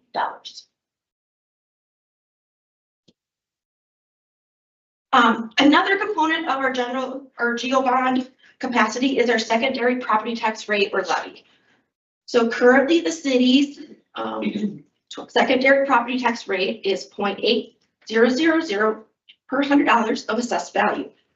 The current city policy is to remain at or below this 0.800 rate based on promises made during our last election. However, the city is allowed to go above that rate to pay the debt service on any GO bonds if we so choose. So based on projected assessed valuations and maintaining our current secondary property tax rate policy of 0.8, there is an estimated $72.5 million in capacity. However, that capacity would use, with that 72.5, that would use up capacity through 2046-47.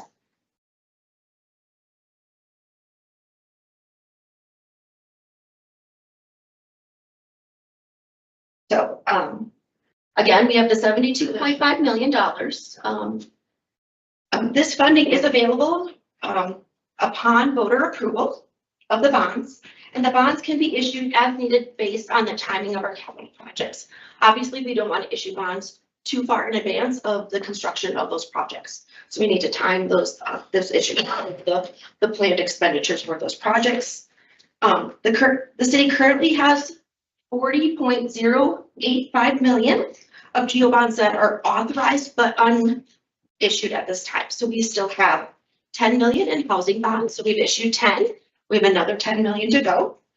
We have 27.285 million for Proposition 441, which is our infrastructure bond, and $2.8 million for park land acquisition. And just to note, additional capacity will become available as we pay off debt. So here is kind of a chart that shows the blue is our current debt schedule. We have issued so far.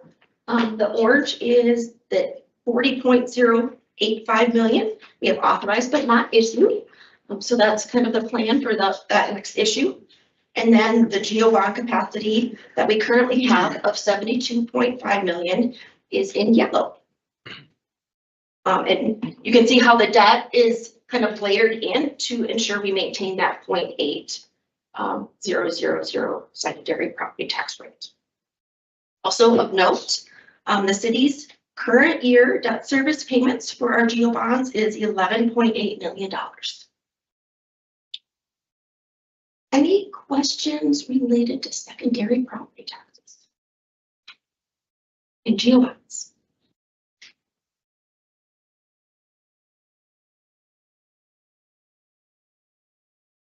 That 11.8 million per year, is that just paying the interest or is that paying down the principal? That is paying down the principal as well. Interest and principal, yeah.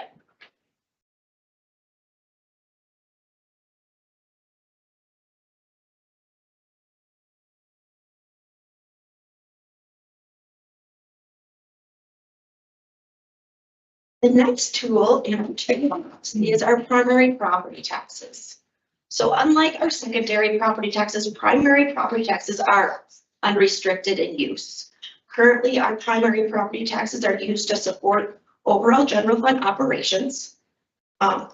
City council actually adopts the rate via ordinance that imposes the levy. And so when I refer to the word levy, I mean the amount, the total amount of property taxes that we assess. So just keep that word right. That it's a different terminology, but levy means total amount of taxes levied. State statute does restrict how much we can levy every year.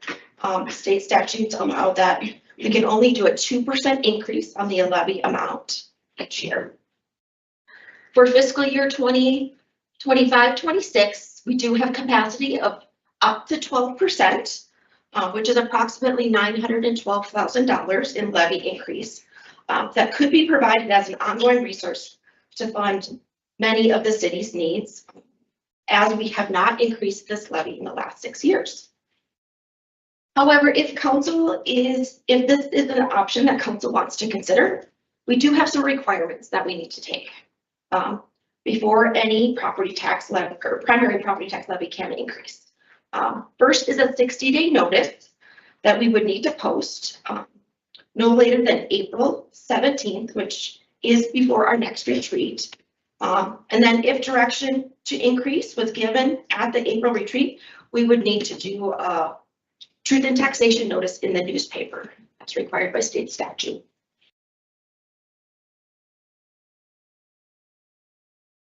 Yes. Yeah.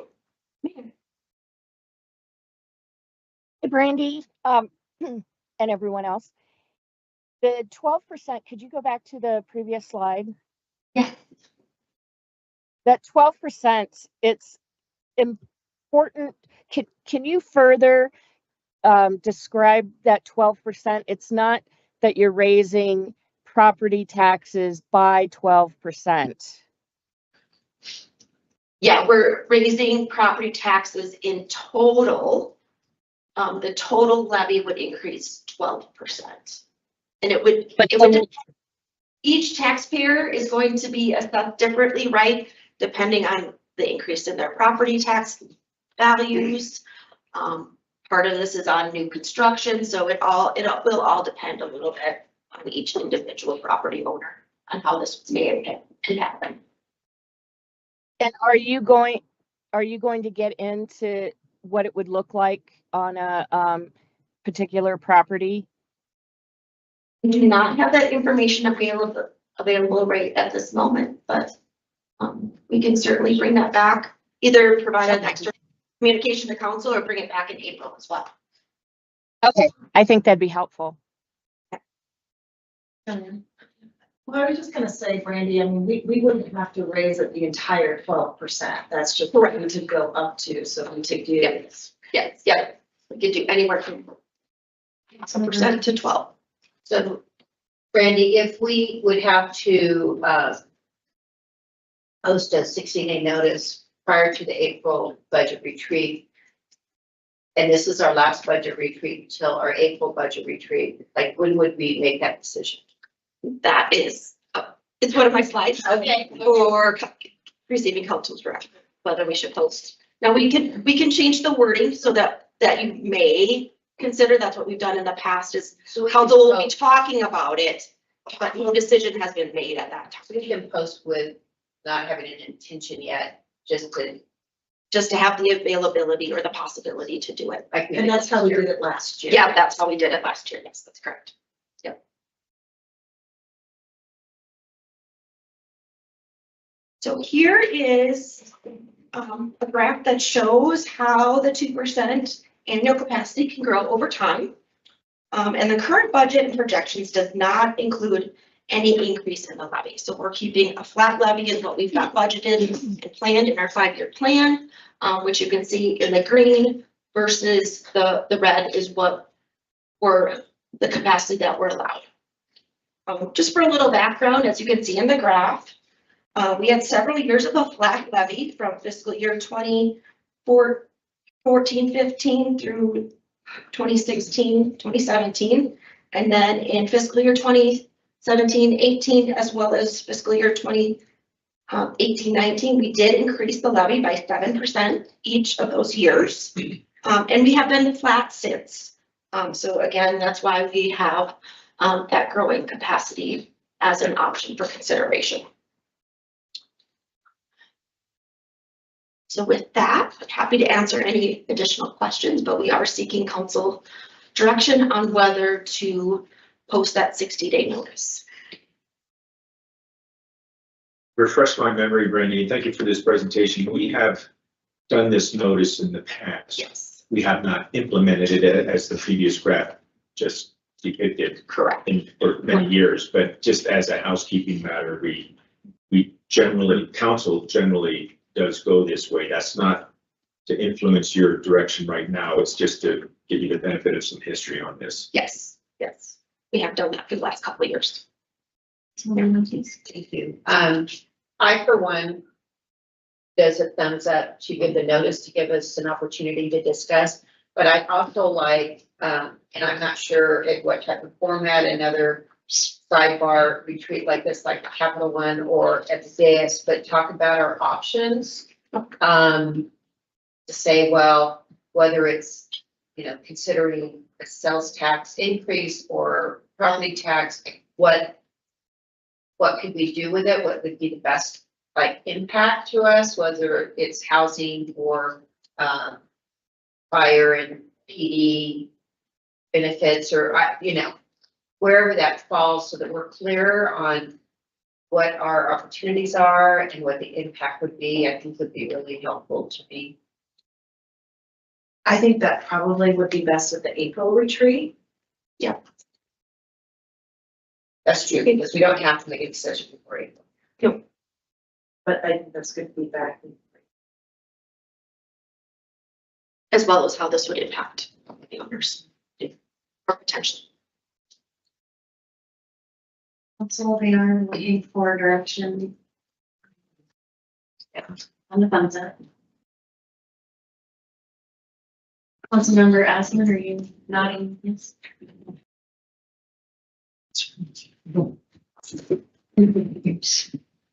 Okay, I will turn it back over to Rick, if there's any further questions.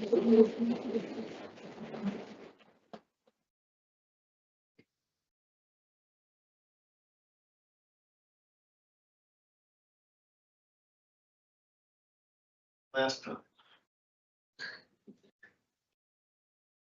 You want to do this one, Sterling? Yeah, I got You got this one?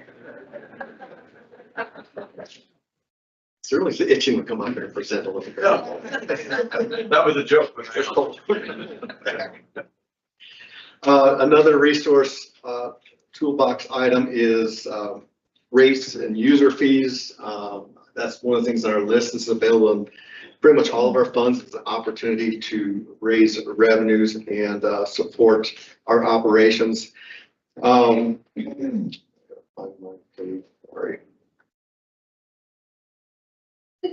There. We often refer to these as charges for services. Charges for services mean we're actually providing a community member a service, a benefit, and in turn they pay a fee or a rate for those. Such as, you know, water, they charge a rate for them to consume the water that we prefer. And so this is one of the opportunities that we have to help generate revenues, recover the cost of providing certain services, and ensuring an equitable distribution of the cost to those who use the services.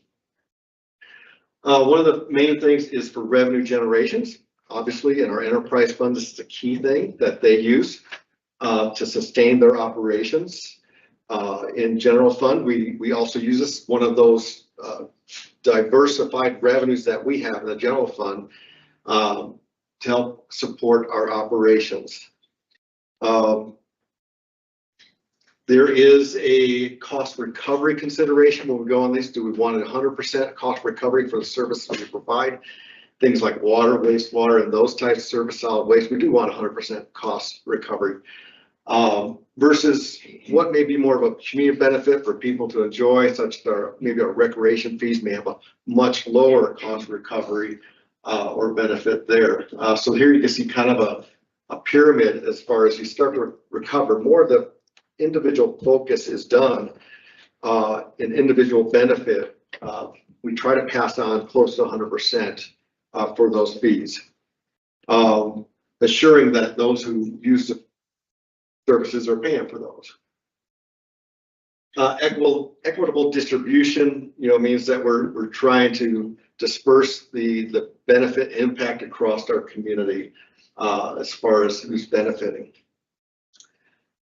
How service charges benefit cities is in several ways. One is the stability in our budgeting, assuring that we have this revenue stream in our toolbox and availability to deliver services is really important. We just don't rely 100% on taxes to pay for all the services that we do in our general fund and others.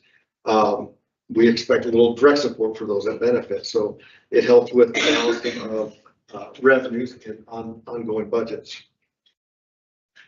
Should say incentivizing incentivizing efficiencies should have been that missing word on that second one, meaning, well, if you're going to have to pay for this, you have the opportunity to use more, use less. You know, you could be use as much water, but you're going to pay more for that. So we're incentivizing the use of some of our services by setting rates where people have that decision that they can utilize the services. And support for service delivery. We could look at our revenues and set fees to hopefully maybe enhance services that we have or support other services we want to bring into our community as a whole. So that's kind of why cities have service charges and why we benefit from those.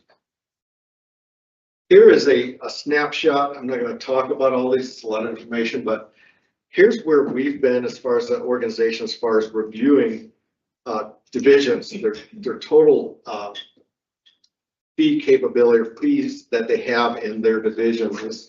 You can see it's been a long time since we've really addressed some of these areas, which means we're keeping the rates flat over time while costs are incurring and going up for compensation for staff and also operating costs are going up. But we've been keeping a lot of these rates in these divisions flat for many years.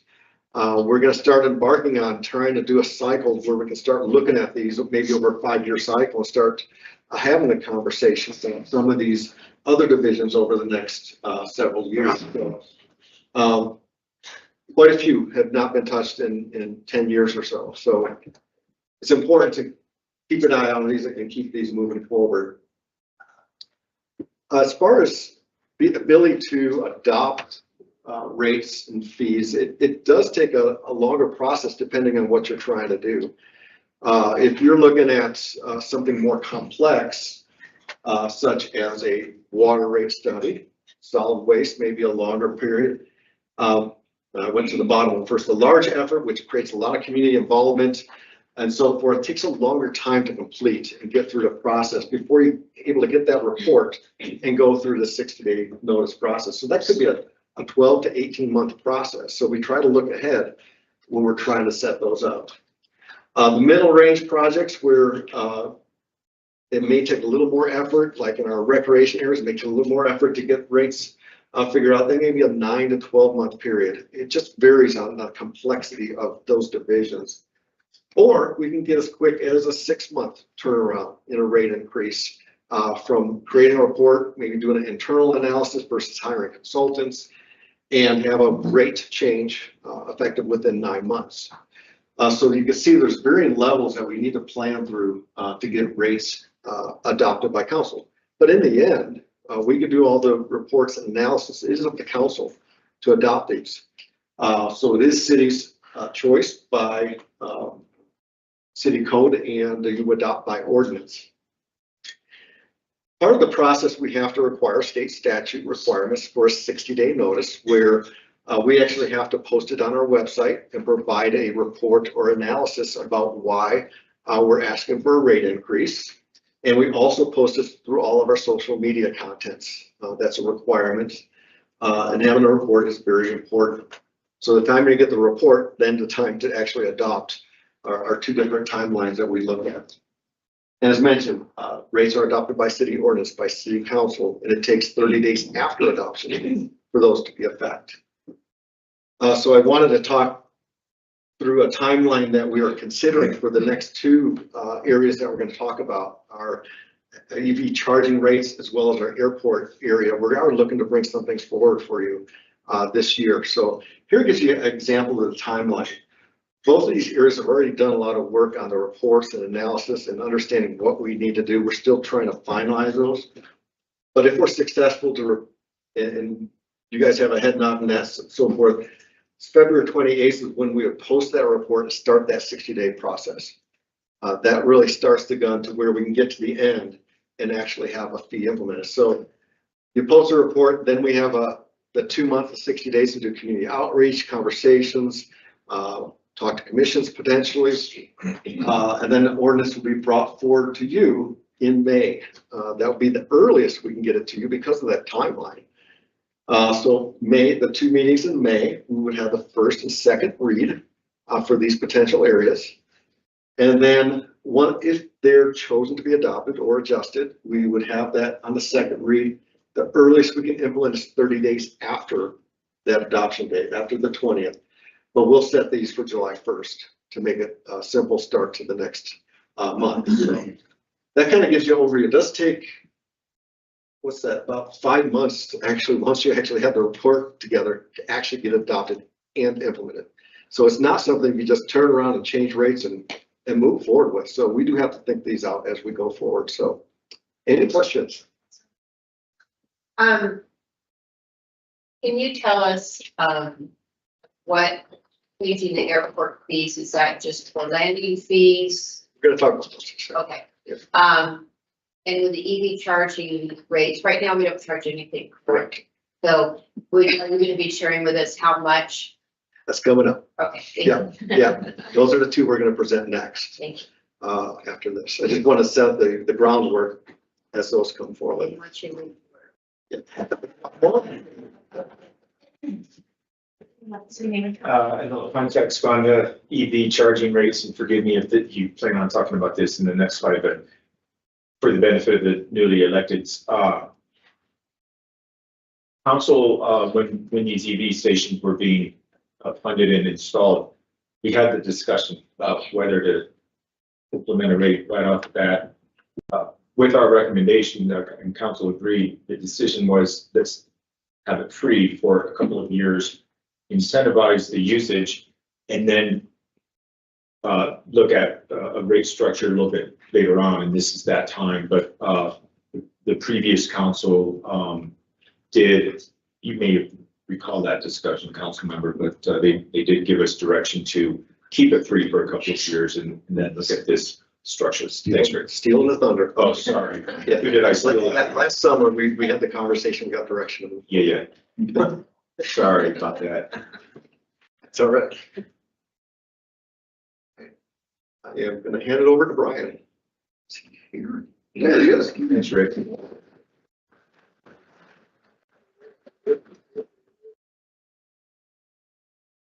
Thanks, Rick. And good morning, Mayor, Vice Mayor, Council. I'm Brian Gall, Director of Flagstaff Airport, here to talk to you a little bit, elaborate a little bit more about some of the fees that Rick was just teeing up there. So just a reminder, we've had the color of money discussions. The airport is an enterprise fund. Means we're typically funded through our ongoing and one-time revenue sources. Those those ongoing revenue sources are things like our leases, license agreements, and fees, which we're going to be spending some more time on the next few slides. Our one-time revenue sources are things like federal and state grants, which are typically used for things like capital improvements or capital purchases. Less frequently, they're available for operations and maintenance, but more typically for those capital type expenses. Now that revenue is used to fund things like airfield maintenance of both our pavement and our facilities, our airport operations and firefighting, our staff, as well as our programs like airport security and our paid parking program, as well as things like utilities, contracts, and commodities, etc. Now, Randy mentioned yesterday the existing need for general fund support for the airport fund due to the airport fund's revenues not quite meeting its needs. Now, there's a little bit more to that story from what the finances on the slides yesterday showed, and that's the shortfall we're trying to make up right now, and the numbers that were shown yesterday was really to meet the airport's base budget. But some of the challenges we're seeing is that the airport's base budget, especially related to items like maintenance, is not quite enough to keep up with the infrastructure that we're currently having. So the additional funding resources we're getting from the general fund are still not quite enough to meet those airfield pavement maintenance needs and those airport facility maintenance needs. So for a little bit of context on that, airport pavement has about 70 lane miles of pavement, which is actually about the equivalent of roughly 10% of what the city streets department is in charge of. So it's a pretty big number. Another way to look at that is it's essentially the same as Lake Mary Road from the water treatment plant to the far side of Mormon Lake. So we do have a lot of pavement out on the airfield. Unfortunately, right now, our base budget for airfield maintenance for that pavement and our lighting, our airfield navigational aids, the aprons where people get onto the aircraft is about $50,000 a year in the base budget. And so we typically rely more on those one-time fundings for those ongoing expenses, and that it hasn't always been a reliable and available funding source. Similarly, Jen Brown spoke about facilities needs across the city yesterday. The city facilities team did a great job. They had a consultant come in and did a facilities condition assessment on the buildings and structures on the airfield. There was a reminder that's the airport terminal, our fire station, and aircraft storage units, hangars, and shades for about 60 aircraft that we maintain out of that budget. The budget for our facilities maintenance in our base budget is about $15,000 per year for all of those structures. And that facilities condition assessment noted we needed about $3.3 million to keep update for current maintenance needs we have in the current year, with that number growing to $5 million over the next 5 years. So right now we are seeing that a little bit of a difference between the funding we have available for some of those efforts and our operational costs versus the funding we have available. So to help with that fund and with those increasing costs that we're talking about, we are taking a hard look at airport fees, really airport revenue sources across the board, but for today, we're going to talk about the fees specifically. So our current airport fees are things like our aircraft storage permits. So those are for hangars, shades, and uncovered tie downs that we have at the airport for aircraft storage. We have capacity to store about 100 aircraft in city-owned facilities at the airport. We also charge landing fees. Currently, we charge our landing fees to our airlines and our air cargo companies. Now, landing fee is a fee that every aircraft pays as they land based on the weight of the aircraft, the maximum landing weight. Now, it's a little bit unusual the way we currently have it set up, in that we only charge what we call our signatory carriers. So those being our commercial carriers that have an agreement at the airport. So that's the airline, that's our air cargo companies. Many airports charge either all aircraft that come in or aircraft over a certain size due to the wear and tear they put on the pavement. So that's something that we're hoping to get some more information on and bring back for future discussion and hopefully approval.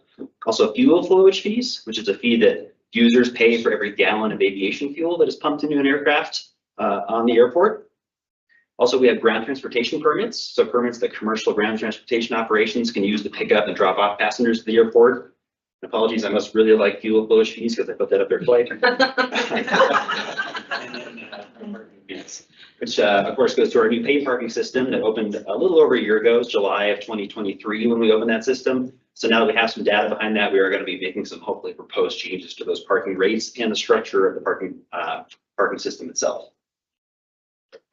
Now, Rick talked about a little bit about the process of getting fees from sort of concept to approval. Now, there's a little bit of an extra wrinkle at airports in that the FAA considers aeronautical fees to be a different category than non-aeronautical fees. And the aeronautical fees come with some additional responsibilities on the airport sponsor, being the city of Flagstaff, to make sure that we're implementing what the FAA considers to be fair and reasonable fees for any aeronautical uses. And that the reason that they enforce that is because they provide a lot of that capital funding to airports. They want to make sure that they're available to the general public without being too burdensome on those aeronautical users. So we're proposing a slightly different track for the aeronautical fees versus the non-aeronautical fees. And what we're proposing right now is to hire a consultant to help us review similar airports that are roughly the same size as Flagstaff across the Western United States, to make sure that we're charging fees that are fair and reasonable, but also appropriate for the users and the cost to the city for those things. So for example, our aircraft storage permit fees, we're on a 10-year escalating schedule. So every year we had a fee increase. That fee increase ran out last year. So I think we're due for analyzing it again to see if we're charging an appropriate amount for aircraft storage. We do have a wait list of about 80 to 100 units for folks with aircraft that would like to bring into the Flagstaff Airport that haven't been able to do so because we don't have the space yet. Additionally, landing fees we spoke about. That needing to be a fair and reasonable cost. So we'd like to make sure that we're charging the right amount. So for example, we're served by a regional jet that seats about 70 people. They weigh about 67,000 pounds when they come into land. We charge them a landing fee of $1.09 per 1,000 pounds. So we get roughly $70 every time a regional jet comes to the airport. But right now, if somebody brings in a private Gulfstream that weighs 83,000 pounds, they're not paying the airport anything. So I think that's one of those things where we have an opportunity to maybe kind of right size the fees that we're charging based on the use of the facility a little bit more than we are currently doing so. Additionally, lease rates for aeronautical purposes. Right now, we do have a fair amount of vacant property around the airport that can be used for hangar development. So I mentioned that wait list. We are looking internally through a airport revenue committee on potentially either building new city-owned hangars or opening that up for private development and then generating some lease revenue from that, as well as commercial use permits. So we only have so much space available at the airport for based users, but we do get a lot of requests for transient aircraft to come in to conduct some sort of business activity. We'd like to open up and kind of add to our current commercial use permit availability to hopefully generate some more economic activity while also providing some funding for the airport. But again, since those are aeronautical fees, we really like to get that rate study done so we can make sure that we have this document we go to the FAA with and show them that we've done our homework and are charging that fair and reasonable. The transient traffic, does that include military? Military is generally exempt as part of the conditions of some of our capital grants. So they wouldn't be considered transient traffic, but oftentimes they're exempted from some of the fees because the federal government pays for capital improvements. They ask airports not to charge the federal users as a result of that. There are some exceptions when they do buy fuel, for example, from our FBO, Wiseman Aviation, they do pay a fuel flowage fee. So that's not true across the board, but usually you'll see airports exclude military traffic for things like landing fees. Now for the non-aeronautical or administrative fees, we're proposing a slightly kind of the shorter bullet point that Rick brought up, maybe doing those in-house on a little bit of a quicker track. So specifically for parking fees, as I mentioned, we've had about a year and a half, a little over a year and a half to look at our current parking system. We've seen some needs for some proposed changes. Some of these we've already taken to the airport commission and they've already indicated support of. We're going to hopefully be bringing those to council very soon. For example, right now we have hourly rate, and once you reach the hourly rate for the day, you're at the daily rate, and then there's a weekly rate, which is a discount of the daily rate. We have heard that there were a lot of people that used to park at the airport without using the airport. So, we have the winter parking ordinance. Sometimes people don't have room to park their vehicles at their home, especially in the winter season. People used to do that at the airport when it's free. Now that it's a paid system, we don't see as much of that use anymore. But since we are roughly 40 to 60% capacity of our parking system on most days, depending on the frequency of travel, we do have capacity to bring some of those people back and potentially generate some revenue from it. So we propose to add a monthly parking permit. That's another bit of a discounted rate, but it will allow people to come in and provide that service to the community while also providing some funding to the airport. Additionally, we have been seeing some issues with lost tickets. So people go on a trip, they forget their parking ticket when they come back. Our system does have built-in redundancy with a license plate reader that can also bring up those transactions as long as it recognizes it. But if there's a bike rack over the license plate, or if it's covered in snow or mud, that system isn't always 100% accurate. So we proposed to add a lost ticket fee, so we're making sure to capture the revenue from all users that are using that parking facility. Additionally, the airport issues security badges to all of our tenants as part of our TSA security measures. We're the only commercial service airport in the state of Arizona that does not charge for security badging. I think we'd like to do a method or at least recovering our costs for printing those badges for our users, as well as the background checks that go along with those.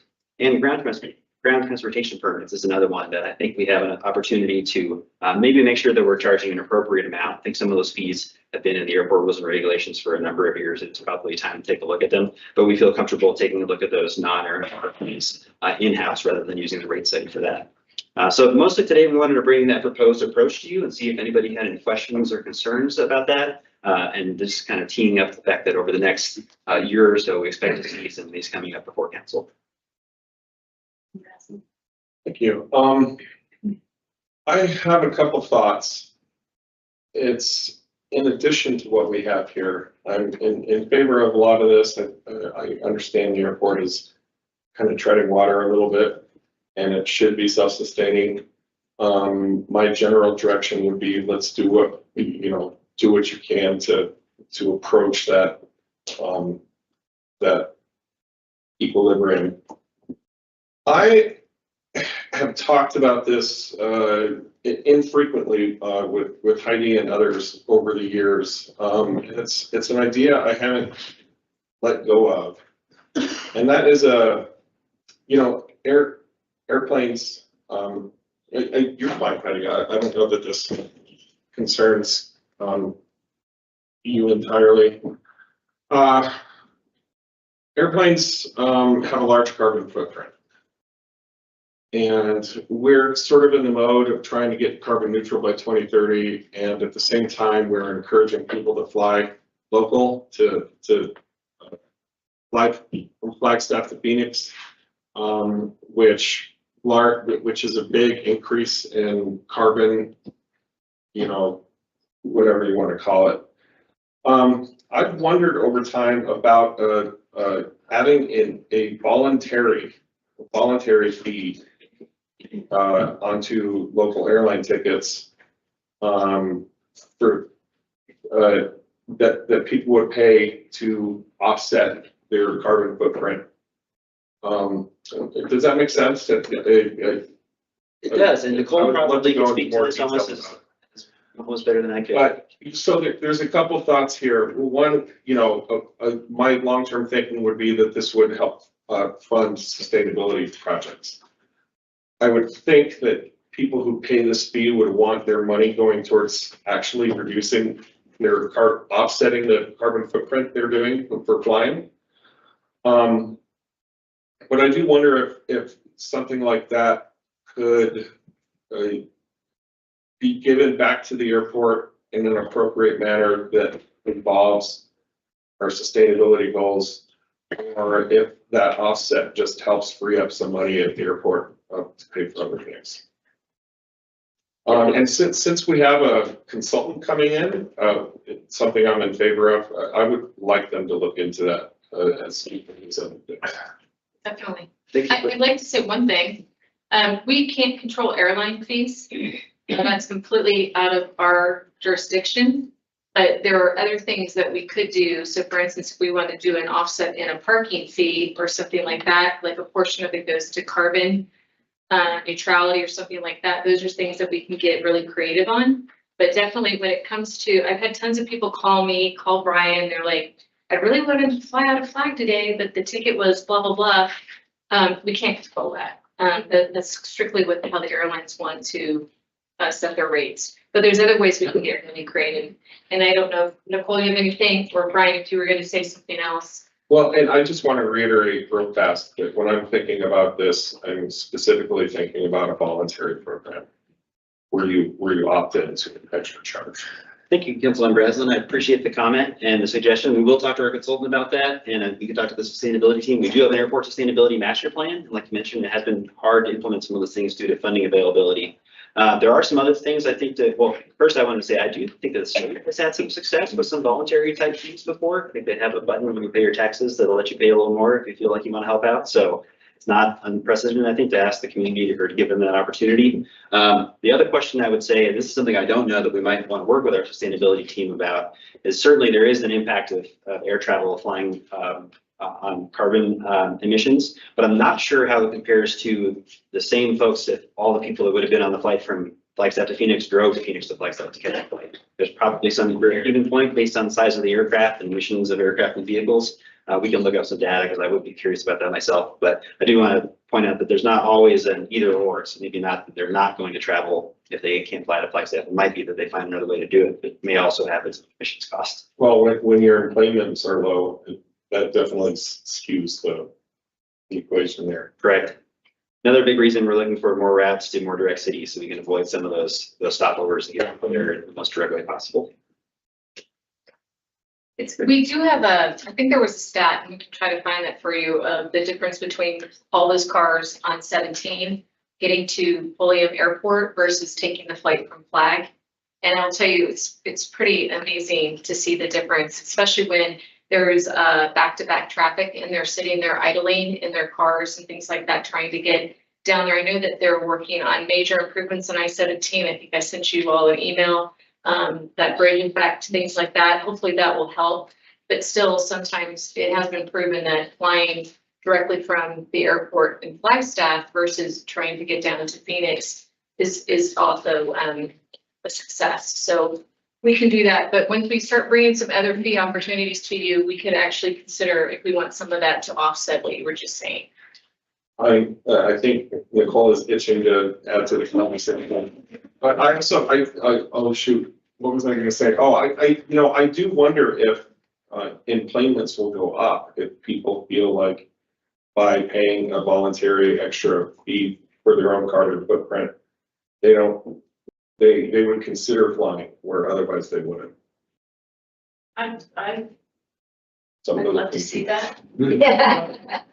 I don't know that they want to pay the airline price and they want to pay another fee, but I think that those that are parking at our airport already have value in the efficiency of being able to have air travel. So maybe, but again, these are things we'd love to explore with you. Yeah, thank you, and good morning, Mayor and Council. Thank you for the comments, Councilmember Aslan, and frankly, this is something that we've been in discussion with Discover Flagstaff pre-pandemic. And so the timing is really right, recognizing the challenges at the airport. We feel that the opportunity is right now. We started looking at voluntary fees based just on tourism and opportunities like, could we put a kiosk in the airport that would allow people to make a donation and choose which offset they would like that donation to go to. If they like it to go to energy efficiency programming in the community and that sort of thing. So we have some preliminary research that I think will give us a really good opportunity to work with those consultants to come up with something. And then simultaneously, we'll be working on those calculations on impact scenarios, because I think that's a really important element of that discussion. Thank you.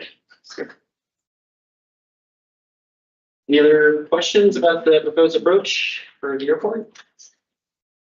Appreciate everyone's time and appreciate the discussion. I'm here if you have any other questions. Don't find it. I'm so sorry. I didn't know we were at the end of this one. But no, I can't remember the question. Literally, hold on one second. Did you want to ask why Brian Gall is so amazing?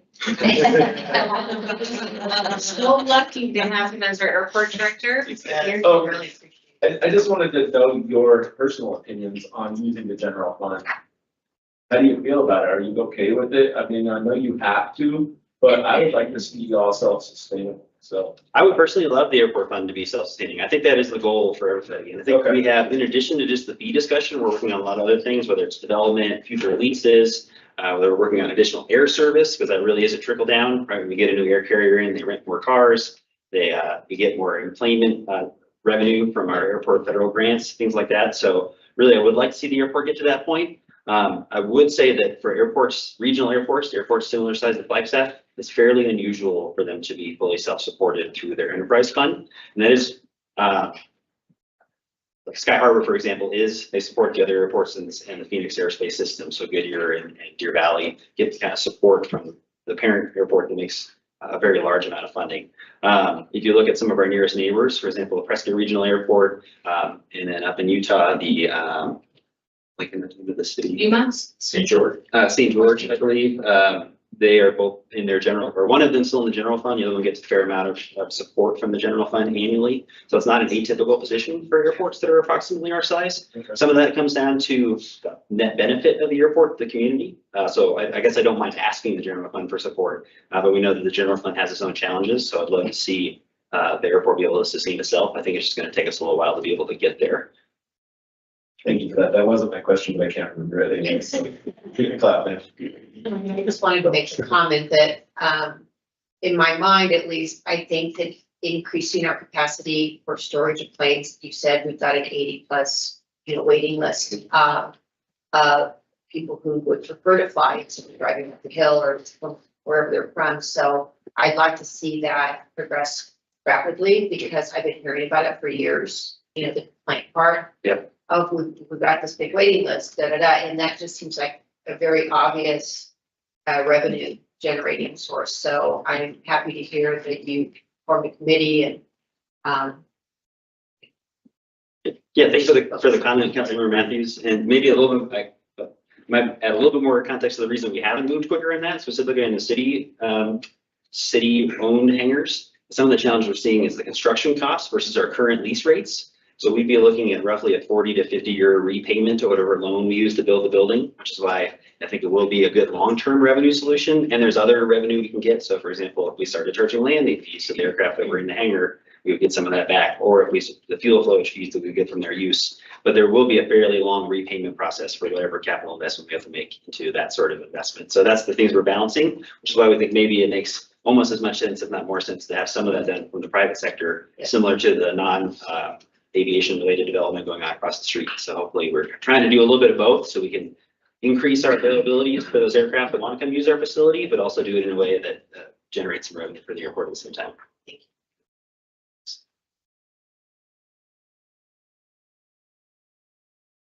And with that, I think I'm going to hand it over to Nicole.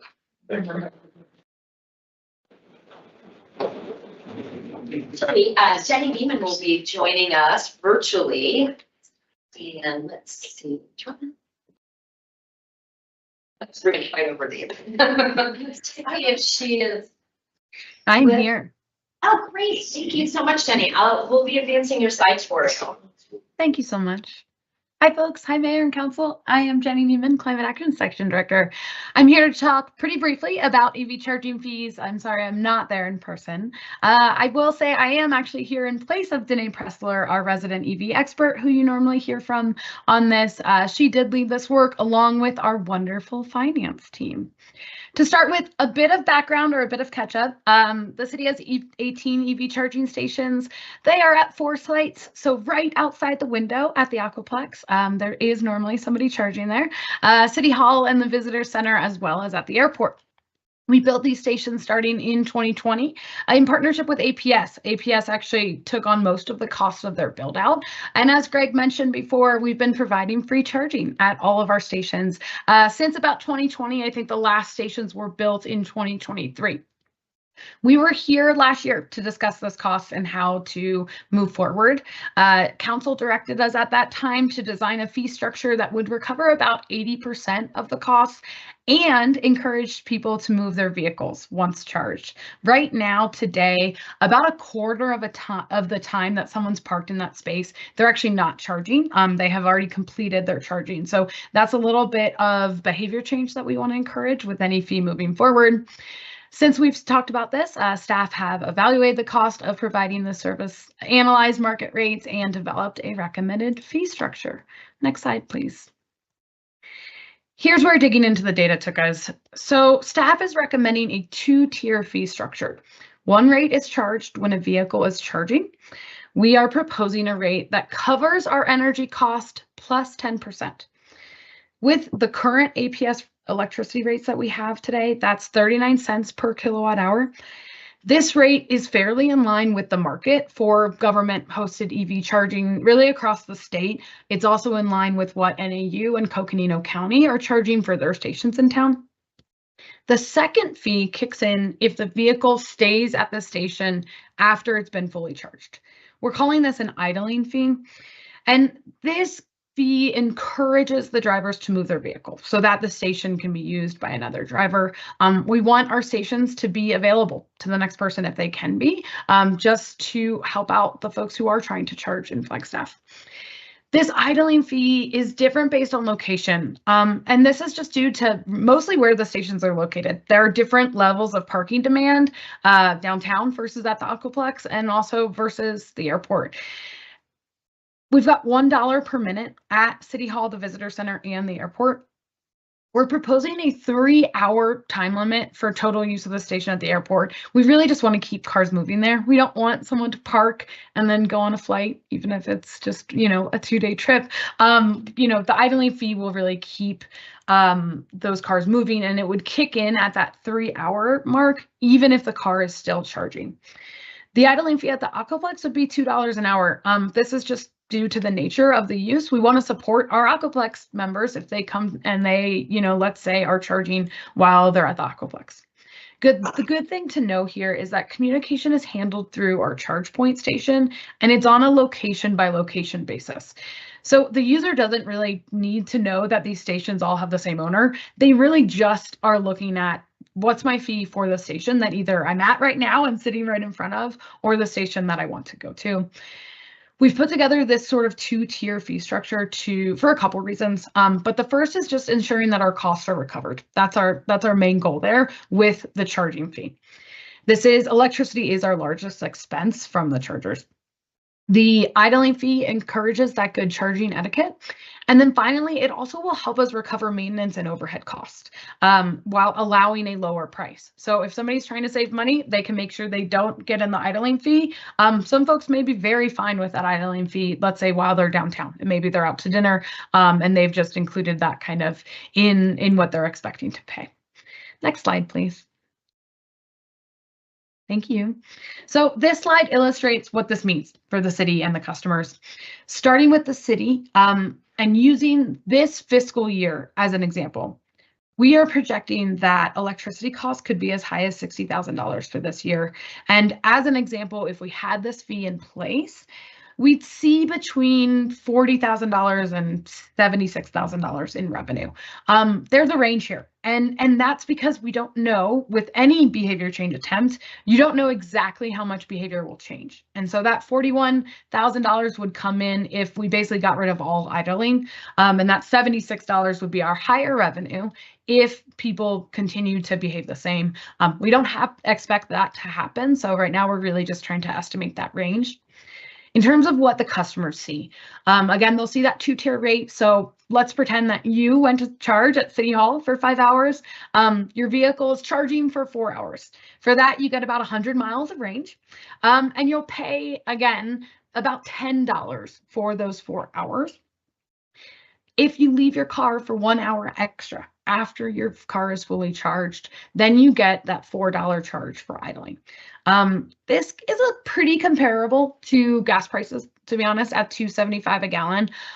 The reason for that is EV charging is generally cheaper, but that's when you charge at home, right? That's when you own the charging station.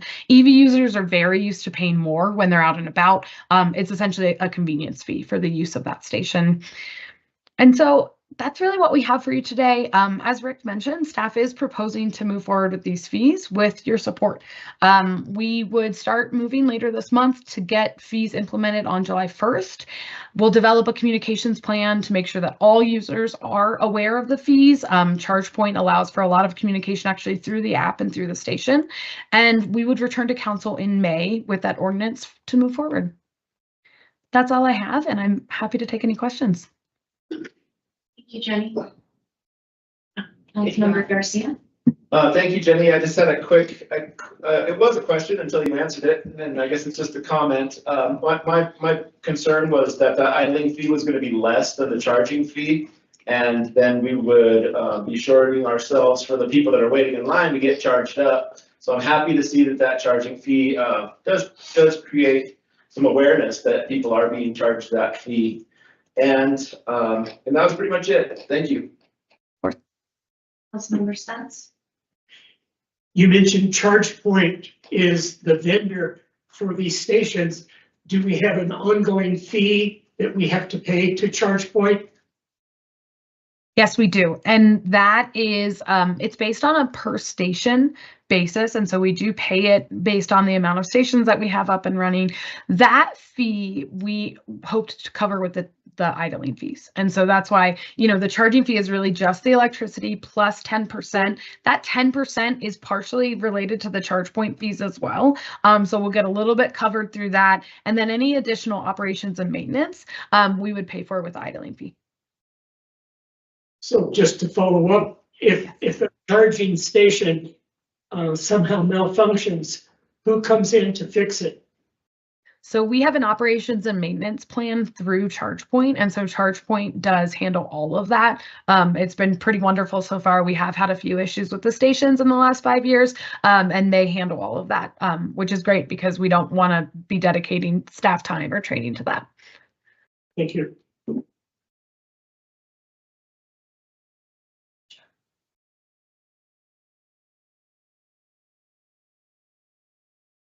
All right.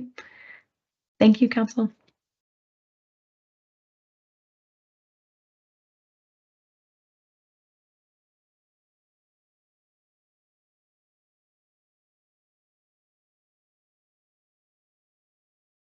Good morning, Mayor, Council, and everyone. This is a tough spot right before lunch, so I'll try to keep it entertaining and not too long. So I'm here to talk about development impact fees. So what is a development impact fee? Essentially, it is a fee imposed by local government on new development to pay for the new growth. There are a lot of standards and kind of parameters for how these are established as well as how they're used. They do need to result in the beneficial use to the development. So we cannot collect development impact fees for a project on the west side of town to pay for improvements on the east side of town. They have to have a direct correlation to the new development. They're also calculated based on an adopted by the city council infrastructure improvements plan. And that infrastructure improvement plan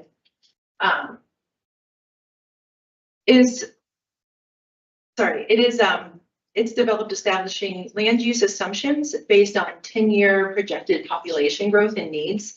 And it really includes projections of land use changes, intensity and density changes, as well as population. And then within that, you identify the public services needed to support this growth, and that's how you establish that infrastructure improvement plan. They need to be proportional share of the cost of the necessary public services to serve that new development. And they also need to be based on the same level of service in the existing area. So what can development impact fees pay for? They can pay for water and wastewater facilities. It is a little more complicated to use development impact fees for water and wastewater because it's a little more complex to identify the growth needs. And so a lot of times, just like Flagstaff uses, we use a capacity fee to pay for water and wastewater, and then we have a lot more flexibility on how those funds are used. It can also pay for storm water, drainage, and flood control facilities, libraries up to 10,000 square foot building, street facilities, fires and police facilities, as well as neighborhood parks and recreational facilities. One thing to mention on police and fire is that you cannot use development impact fees to pay for regional training facilities. So what can't you use? What can't you pay for? So you cannot pay for just general administrative maintenance or operating costs of the municipality with development fees. You also cannot pay for any construction, acquisition, or expansion of facilities that are not in that adopted infrastructure improvement plan. You cannot pay, even though you can pay for the development of a new facility, you cannot use the development impact fees to pay for repair, operation, or maintenance of that facility. And you also cannot use development impact fees to pay for the upgrade, updating, expanding, correcting, or replacing existing necessary facilities that would be to achieve a greater standard or to achieve a greater level of service. So what development impact fees does Flagstaff have? We actually have a public safety impact fee for police and fire, and that pays for facilities, apparatus and vehicles, communications equipment, and a development impact fee report. And so state statute requires that every 5 years we revisit our development impact fees, and the fees that we collect allow us to fund that report that we do.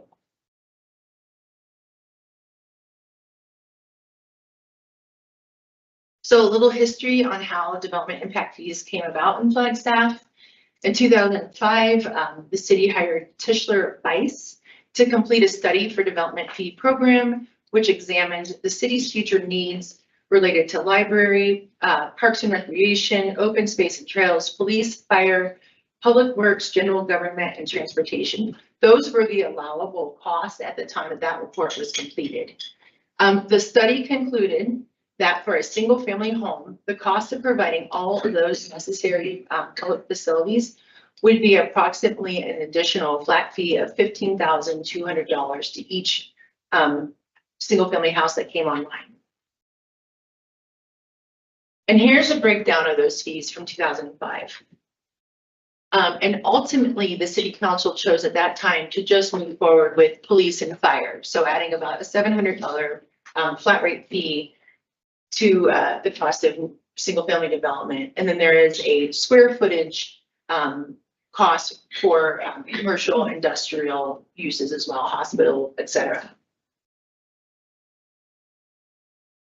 So what are the advantages of having a development impact fee? It is an organized way and predictable method of collecting payment for facilities and services needed to support new growth. It also provides a level of predictability for developers because they know their costs up front. And then the city has kind of a tried and true source of receiving funds to support the expansion of facilities and services that support new growth.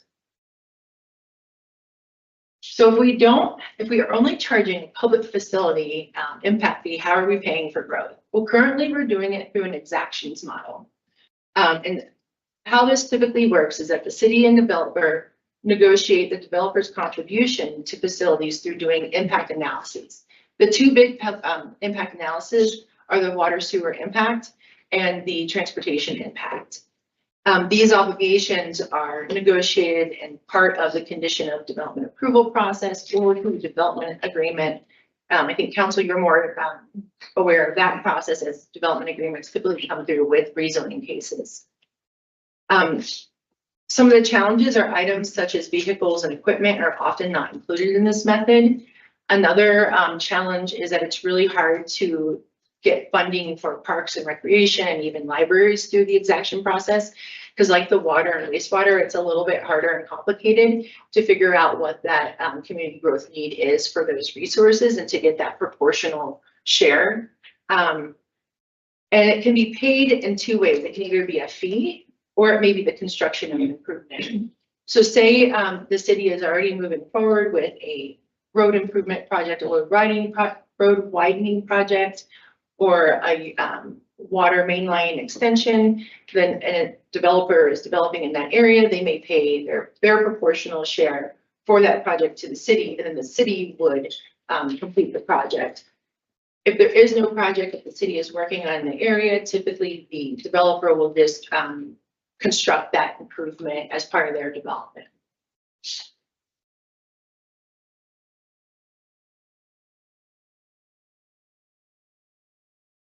So staff is looking to receive some direction from council today. As I noted, every 5 years we're required to update our, to review our impact fees.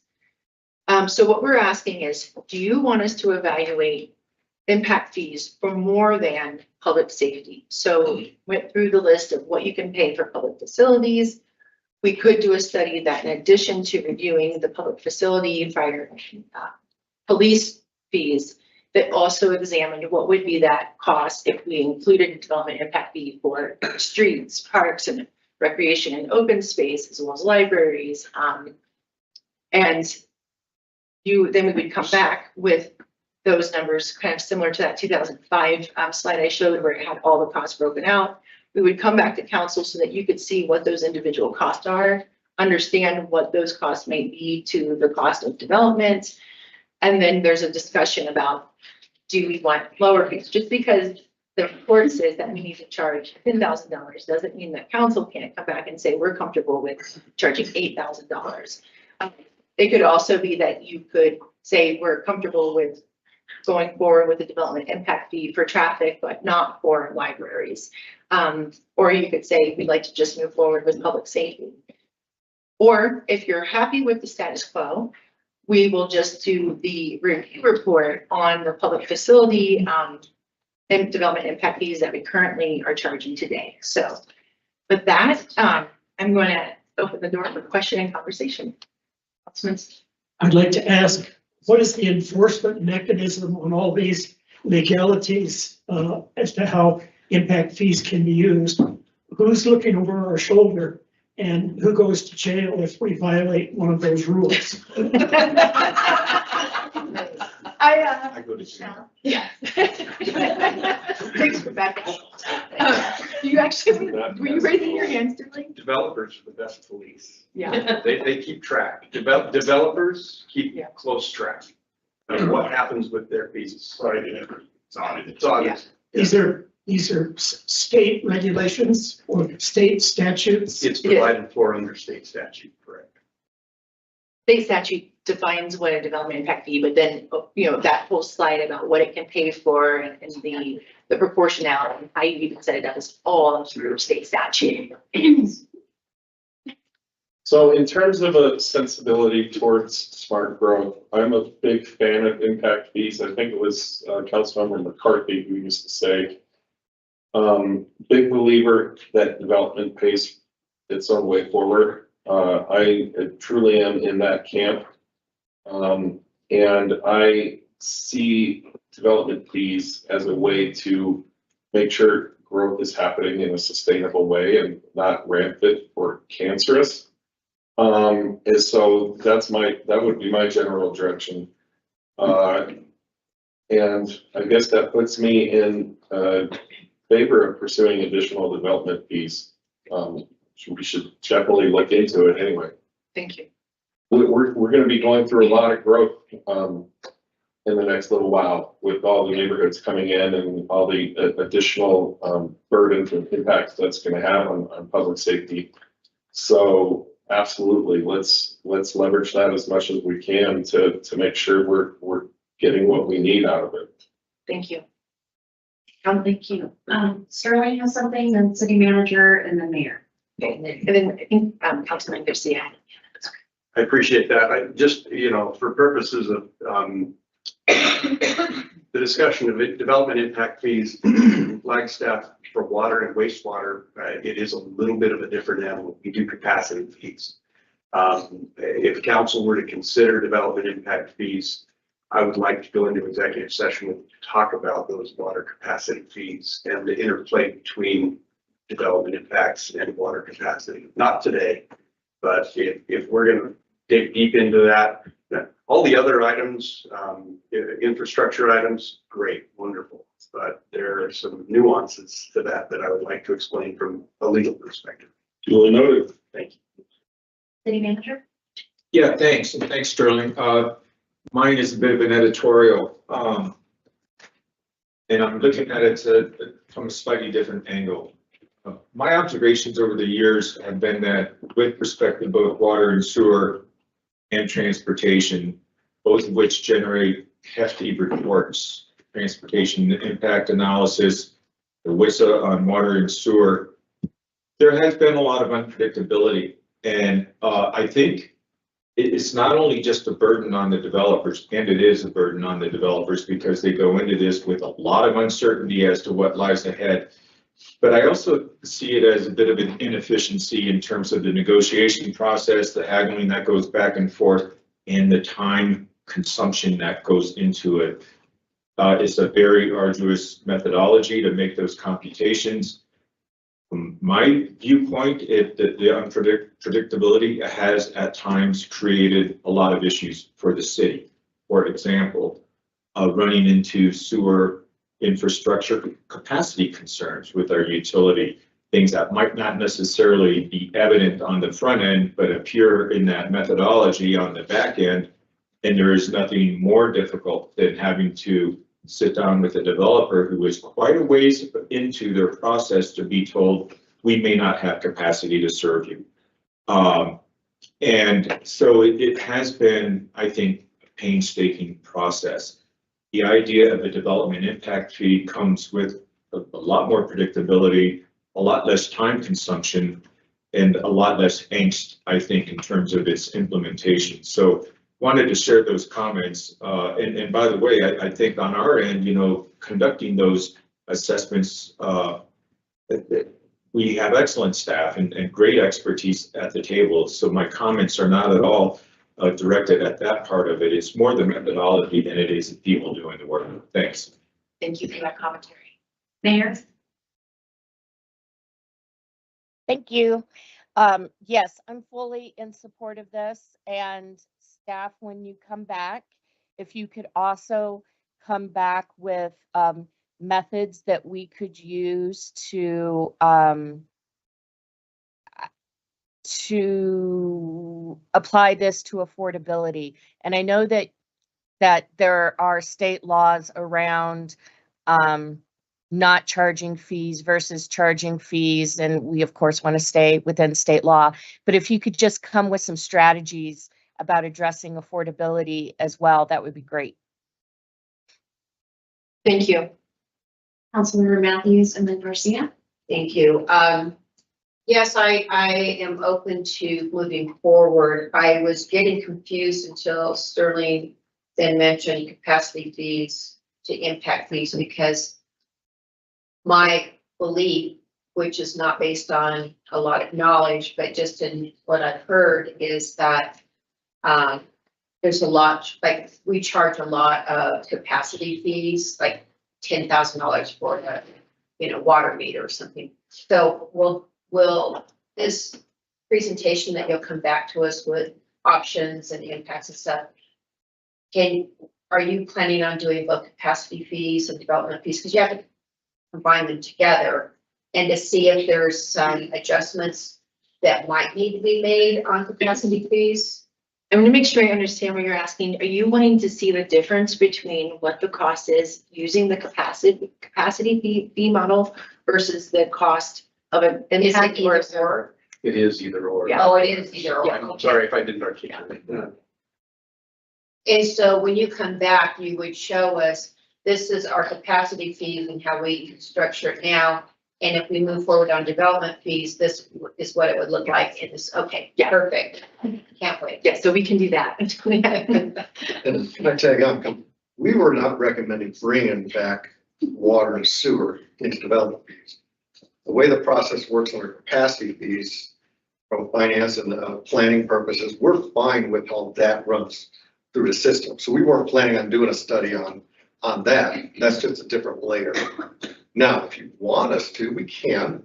But as far as there's more flexibility with capacity fees and how we use those, but we still manage those and watch and track those individually by projects and using capacity. It's just a different set of rules. I would just like to understand the difference in what it is. I hear on the street that our capacity fees are a lot higher than a lot of cities. Whether that's true or not, I have no idea because I don't have the data on it. So that was what I was looking to in that conversation. There's an educational component to help us when we are approached with those comments would be great. So then I'm hearing you're not asking us to reevaluate development impact fees on water sewer However, just a better understanding of what this capacity feels like. Yeah, thank you. Councilmember Garcia. I'm in favor of the conversation to pursue development fees and the work that staff wants to do on that. The only caveat, of course, that I would add from maybe a little bit of a naive perspective is to have housing in the conversation as well, please. Definitely. Thank you. Councilmember House. Thank you, Vice Mayor. Yes, so I am in support of having this conversation as well. I just want us to be mindful of the fact that while we might hold that philosophy that development should pay for itself, the reality is that development doesn't just pay for itself. Our community members who are buying or renting homes also wind up paying. So I'm in support of the conversation. I just want to be cognizant of that. And I thank the mayor also for raising the point on affordability. I always want to bring conversations like this back to both affordability and equity, and remembering that whatever is brought forward as fees to the developer can and will be felt later by the resident who are our neighbors and relatives. So as long as we keep that front and center in our minds during that sort of conversation, I'm open to having it as well. Thank you. Any other questions?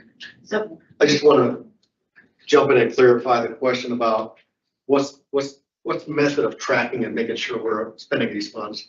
There's three things. One, we have to provide an annual report on use of development fees that gets posted on our website and posted with the city clerk. So there's an annual report of how we're using those. The second is every 2 years, we have to do an audit reports. It's a 2-year cycle. You've seen one recently at council. And the third one is we have to update these every 5 years. So we got to assure that we're still on the targets of meeting this. So there are many guidelines that help us assure we're doing the right thing. Joanne? And it's not all Michelle. I'll be in jail with a lot of my friends.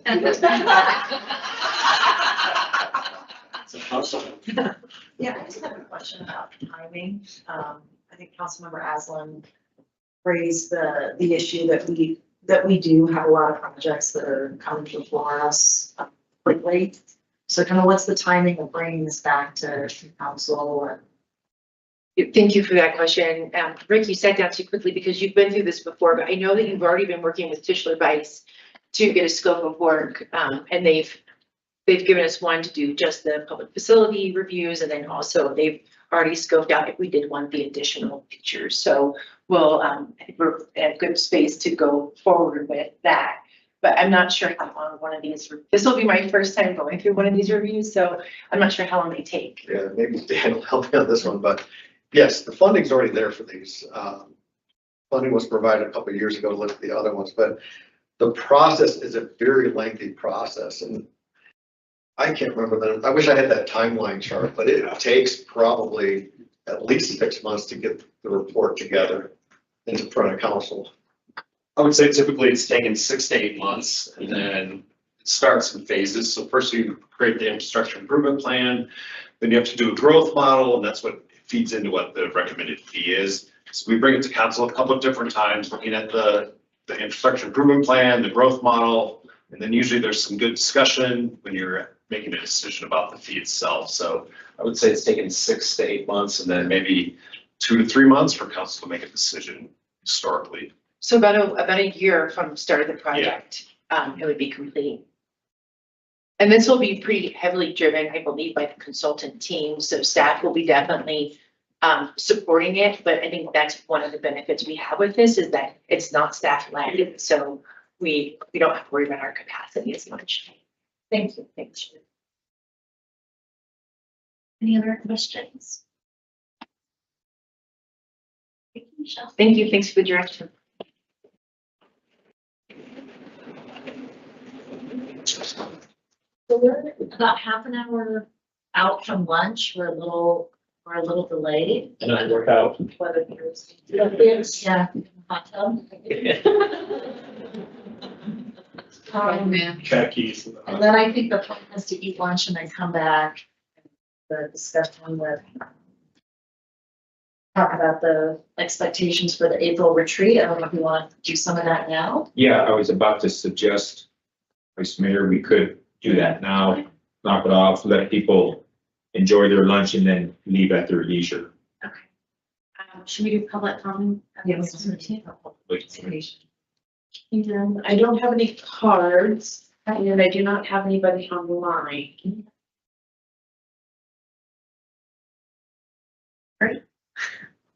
makes it easy. So are we doing the, I think you and the mayor. Okay, I'm running your sheet. Thank you. I think this will be brief. Mayor, hopefully you can hear me. If not, you can have the Vice Mayor orchestrate this. Similar to yesterday, I want to recap the talking points, the issue or the presentations today. We started out with a really nice discussion with Rebecca and Rick on resource allocation and needs, about service levels, staffing. We then segued into solid waste, and Scott and his team helped on that. There was, I thought, a very good and in-depth discussion on solid waste. A lot of good dialogue, so thank you for that. We went from that into a discussion of secondary property tax. Thank you, Rick, for all that explanation, and Brandy. Then the primary property tax, and then sales tax, and where we are comparatively, looking at other jurisdictions in the state as a benchmark or comparison. Talked with some in-depth discussion about the airport and then the EV charging. Thank you for the feedback on both those very important topics. By the way, I think throughout this, there's been very good engagement, a lot of good input by council. We hope that you have seen this as a true dialogue, and we want that to continue to be the case. Then we ended the discussion, of course, just now with development impact fees. Thank you, Michelle. I'd like to just open it up real fast for council and get your thoughts, comments, any follow-up questions. Thanks. I just want to thank staff for all of the work on this retreat. I've been through a few of these and they keep getting better and better. I let city manager know that I feel like it has been a lot of good dialogue. Everyone seems to be natural at this point at coming up to the podium and helping us through this. And I just really do appreciate all of her. Councilmember Mathis. Thank you, Vice Mayor. I feel like this retreat, I understand so much more. Maybe it takes a couple of years or the presentation, I'm not sure. But thank you, staff, and all the work that they put into it to bring it to our level and at the level that we need to make decisions. For me, continuing to push the housing crisis up to the same priority as our other crises. Sometimes it feels like pushing a wet noodle down. But I would like to see, and it'll tie into a conversation that I'm looking forward to on the sales and property tax options, but to have some type of fee or funding source. There's so much more work to do, and it's not all going to be public answers to the government can't fix our housing issues, but there's a lot more we can do on that front. So that's a priority for me, and I'm hoping that will be in April, a discussion. Employee compensation is definitely a priority. I'm hoping to us to have a more robust conversation about and continue that support. The numbers that are easily accessible out there of how much it costs to hire someone new to replace someone left because they were unhappy with compensation is a lot. And so it's actually a savings could be if we just make sure we're paying everybody correctly. Also deferred maintenance, we were burdened with the conversations at stormwater and water, a lot of which was because of years, decades of deferred maintenance. And now we were burdened with having to, what do we do to catch up with that? And I don't want to do that to future councils I want to keep up with it and continue. So I don't want that to ever be a conversation where we're like, oh, let's just push that can down the road. I want to stay up on that. And I love the conversation about contractual services. We're in talks with the DVA right now about maybe doing something like that. But I remember when I was running for council and we talked about, we need more drivers for snow removal. Well, that's just a seasonal thing. So, not saying that's contractual, but those are the type of things we can look at in different areas of our services that maybe it just makes more sense because it's not a year-round need. But we carry the burden if we hire enough drivers. That's just that one example to respond to that 3 months, 4 months, or 1 day like this year. And so the sales and property tax, I'm not a fan of increasing taxes, but there comes a point where I really want to have a really thorough conversation so we have a really clear understanding of our options and what's out there to cover that. Maybe it is time to look at some of those options available to us. So looking forward to that at our April meetings. That's all I have. Thank you. Thank you. Council. This all go. Thank you, Vice Mayor. I just wanted to, again, thank staff for all that they've done. Y'all help me understand how things are budgeted. I've never had a problem, with what needed to be prioritized and things of that nature, but where they come from is where I lack the understanding. And I think I'm gonna have to take some deeper dives in the future with you guys personally, one-on-one, to better understand that and catch up to speed with the rest of the council. When it came to employee compensation, I was really happy that we're having these conversations, and I know that we can't put the cart in front of the horse as far as the amount of increase of employees beyond the staff that we have now. But that's a future conversation that's going to need to be happened. But we can't have that until we're caught up to speed with how we fund our current employees. So I'm excited to have that conversation when it comes. I want us to have a robust workforce and compensation package, not just to keep the talent, but because when you invest in your employees in that way, and we all know, folks tend to surprise us over time that they're here with us as to how much more they can contribute by being part of the team. I feel heard by staff and listened to, which is really appropriate to me. And I also want to thank my colleagues here at council for helping guide me through this process, both on the dais, at the meetings, and outside of the meetings as well. As a new council person, I've never felt, or as a new member of the team, I venture to say that I don't think I've ever felt so supported, so cared about, and and help to get up to speed on things. So thank you for that, and I look forward to the next budget retreat where I'll have something of substance to say during this time. Councilmember House.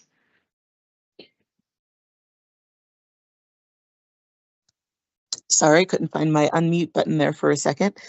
So thank you all for, these have certainly been 2 more robust days of conversation. And I'm appreciative to all that went into putting this together and supporting our understanding. And I'll get into that a little bit more in some additional thoughts here. But as far as just what I'm interested in continuing the conversation on, as always, I am looking at our diversity of community concerns and needs as being connected and not competing. So I'm still interested in continuing to look at the connection of our housing needs, our sustainability goals, and our fire and flooding concerns. I think those are the big 3 or 4 that are always front of mind and needing to be kept in perspective and looked at connectedly. I'm appreciative to staff for bringing this down to levels that we can understand. It's always engaging, and admittedly, even after a few years now with this council, it still, for me, is kind of like drinking through a fire hose, but I'm appreciative to staff for at least keeping the stream from being strength. So always appreciative of that. Also always supportive of our conversations about retaining and supporting our staff. So thankful for that always being brought forward and wanting to make sure that I believe it was Councilmember Harris who used to say, I have a hard time envisioning that there's any city staff better than our staff here in Flagstaff. Just the way that you all are constantly working towards the betterment of our city and supporting our full community, keeping all of our citizens in mind and remembering and looking at these needs again, not as competing, but as connected and interconnected, and doing all that we can to advance the mission that we all serve. So very appreciative of you all for that and hoping that we'll continue to have those conversations about how we as council can also support the work that you're all doing and finding those ways to say yes to the things that are important and making sure that you all know that that is our goal. At least I'll just speaking for myself, that is always my goal, is to find the yes, even amidst those challenges. So thank you all. Thank you. Councilmember Hassel? Sure. Yeah, I echo the thanks to everybody. Thanks for being here, everyone. These things are always great, and it's really not a burden whatsoever to have this refresher over and over again several times a year. For me personally, you know, I just want to linger on a couple notes. I do adhere to subscribe to smart growth principles. I really do think we should be in a mode of paying as we go, especially in this era of so much housing going up. You know, residents pay in one form or another for the growth that's happening. So let's make sure that that is as efficient as possible for everybody concerned. I don't want to be opening a new firehouse that's understaffed. And I realize that development fees can't bring us up to speed on the gaps we already see there. But that's a trend that shouldn't have to continue. We need to get up this. We need to get up to snuff on the staffing needs we have already for public safety, and we need to make sure that as we grow, we're not in a pattern or a habit of falling behind again. I do have kind of a new idea to chew on. I wasn't sure when to bring this up, but I think it right now would be the appropriate time. So in terms of new revenues and what to use them for, I'm having this thought in my mind after several conversations with our public safety and fire preparedness folks. We have this housing bond that creates a pool of money for us to use to help make housing more affordable. What if we did something similar where we create a pool of money that residents can draw from to get their homes more fire-wise? Removing trees from properties is so expensive. I'm sure most people in town know they need to do a little bit of that, but they're cost prohibitive from engaging in that practice.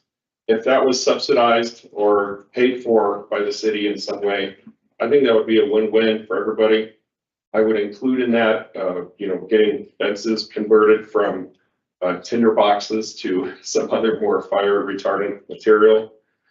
And that's how we're going to whittle away. You know, we do a good job in the surrounding forest, as Councilmember Matthews points out. And then you look in town and it's a nightmare waiting to happen. But how do we get in front of that? And there's a lot of conversations that need to happen for education that could also be paid for by some sort of revenue source. And just making it a community-wide effort. I believe this community would pony up for that. This Flagstaff is ponied up for thinning jurisdictions that aren't even ours. We should certainly be in the mindset, I believe, of ponying up to help clean up our own town. And there's no time like the present, given the disasters in California, just to have a conversation like that. The voters probably have an appetite to support a fund. Just a thought. Yeah, and thank you.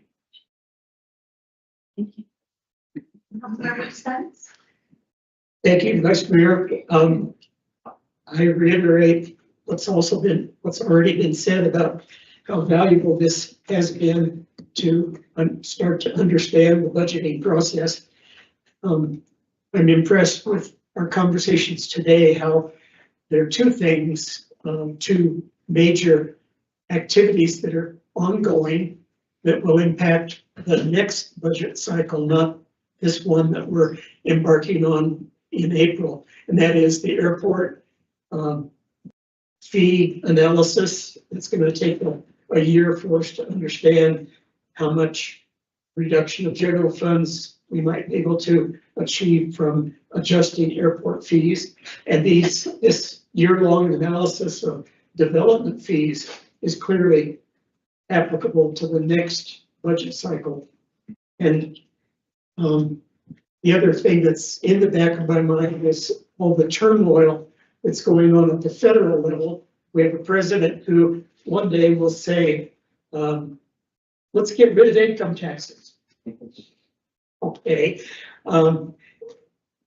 Let's do 25% tariffs on everything coming into our country without stopping to think what that's going to do to inflation, without considering sales taxes that are largely state and local. I can't imagine a federal sales tax on top of state and local sales taxes, but who knows what President Trump is going to come up with tomorrow. So I'm impressed with all the work that's been done on this 25-26 annual budget cycle, but it's clear that we're going to have to be very nimble if there are changes in state and federal revenues that are available to us. We're going to have to really be able to adapt to changing circumstances. And I am pleased to know that the city has a well thought out recession plan, the 5-step step downs, if you will, based on recessions that we might be facing in the future. So I look forward to April and coming up with a budget for at least a year. Thank you. Thank you. And before I get to Mayor, I do echo what has been stated. I think Councilmember Matthews touched on the downtown kind of reforming some allocation of funds, and I would definitely like to take a deep dive on that, as well as alternative revenue sources that might be available. I know we talked about it today, but going a little bit deeper and looking at, public safety and maybe some other things and that were brought up, and really getting to the nitty gritty on that. And just thank you again to staff. Mayor?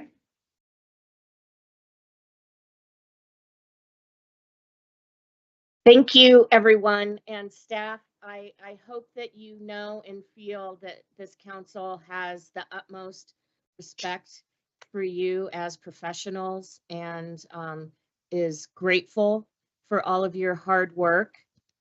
And I'm grateful to my colleagues on the council for being willing to have those open conversations about funding sources. Just because we talk about it doesn't mean that we're going to do it, but I think that it's important that we explore all options and have open, transparent discussions about them. Along the lines of what Councilmember Spence said, we are seeing decreased revenues from the state. The flat tax and the ESA vouchers are decreasing what cities are receiving in state shared revenues. So it's important that we have these conversations and look at all of these aspects of funding. And again, another shout out to housing. I want to see us continue to hold housing up and focus on it. I think it can be tackling the housing crisis can be one of the strongest things that we do in Flagstaff in terms of not only housing residents, but for economic development and for climate resiliency. So thank you for that. And thank you to staff for all of the support and focus being put not only on employee compensation and keeping our employees happy to work for the city of Flagstaff, but also on those infrastructure needs. You know, there are lots of programs that I love that the city does, and I'm fully in support of them and want to keep doing them. And at the same time, it's important that we're making sure that our basics are also being funded. So thank you all. And staff, there is nothing else, correct? Mike? I know you asked me about it. Thanks, Mayor. Yeah. Okay, just a reminder that on March 27th, we have a capital retreat. So Greg, can you just kind of give an overview of what Yes. is included? And thank you. And bear with us, Mayor. Hold your thoughts for just a second, if you would, please. I have heard mention that we're back in April. That is true. We're also back in March. There's no rest for the wicked here. At the end of March, on the 27th, thank you. We will be retreating. Details yet to be issued as to where, and it'll be the same format, same start time. Stay tuned on venue and that sort of thing. Unless we know that already. Stace, do we know the venue? March 27th. Core services on March 27th. Very important discussion. The focus is capital projects. We used to not retreat to talk about capital projects. We started doing that a couple of years ago. It's been well received by council. It's going to be high level like this, but we'll go through all the projects or most of them. Very informative. There'll be dialogue. I couldn't impress upon you enough how important that discussion is these days. You've been getting snippets of all the projects that are happening or in the queue, and we'll keep beating that drum loudly because there's a lot going on in the realm of capital projects. And frankly, it's a big part of our budget. So we can't not have that discussion that occurs at the end of March.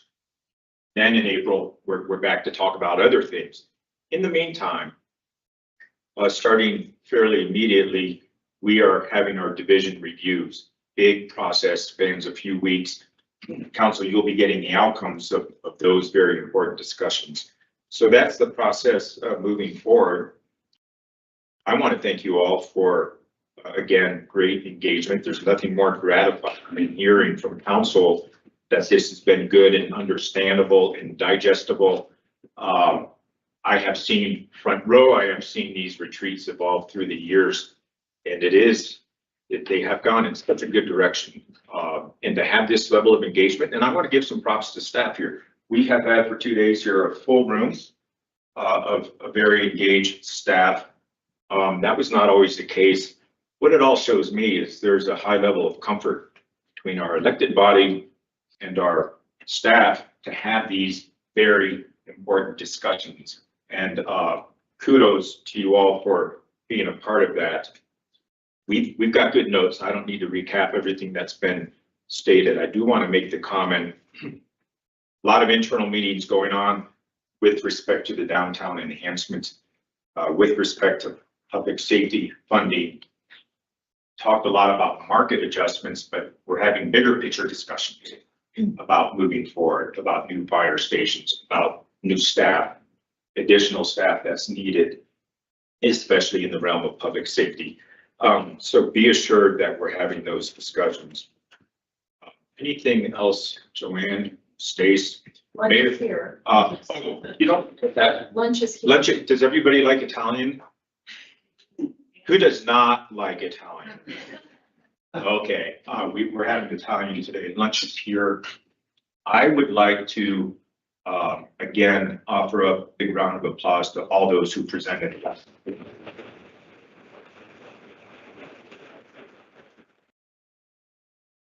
Back to you, Mayor, if you want to close us out. Thank you. Just reiterating my thanks to colleagues and to staff. Enjoy your lunch and thanks for a really informative day and a half. We are adjourned.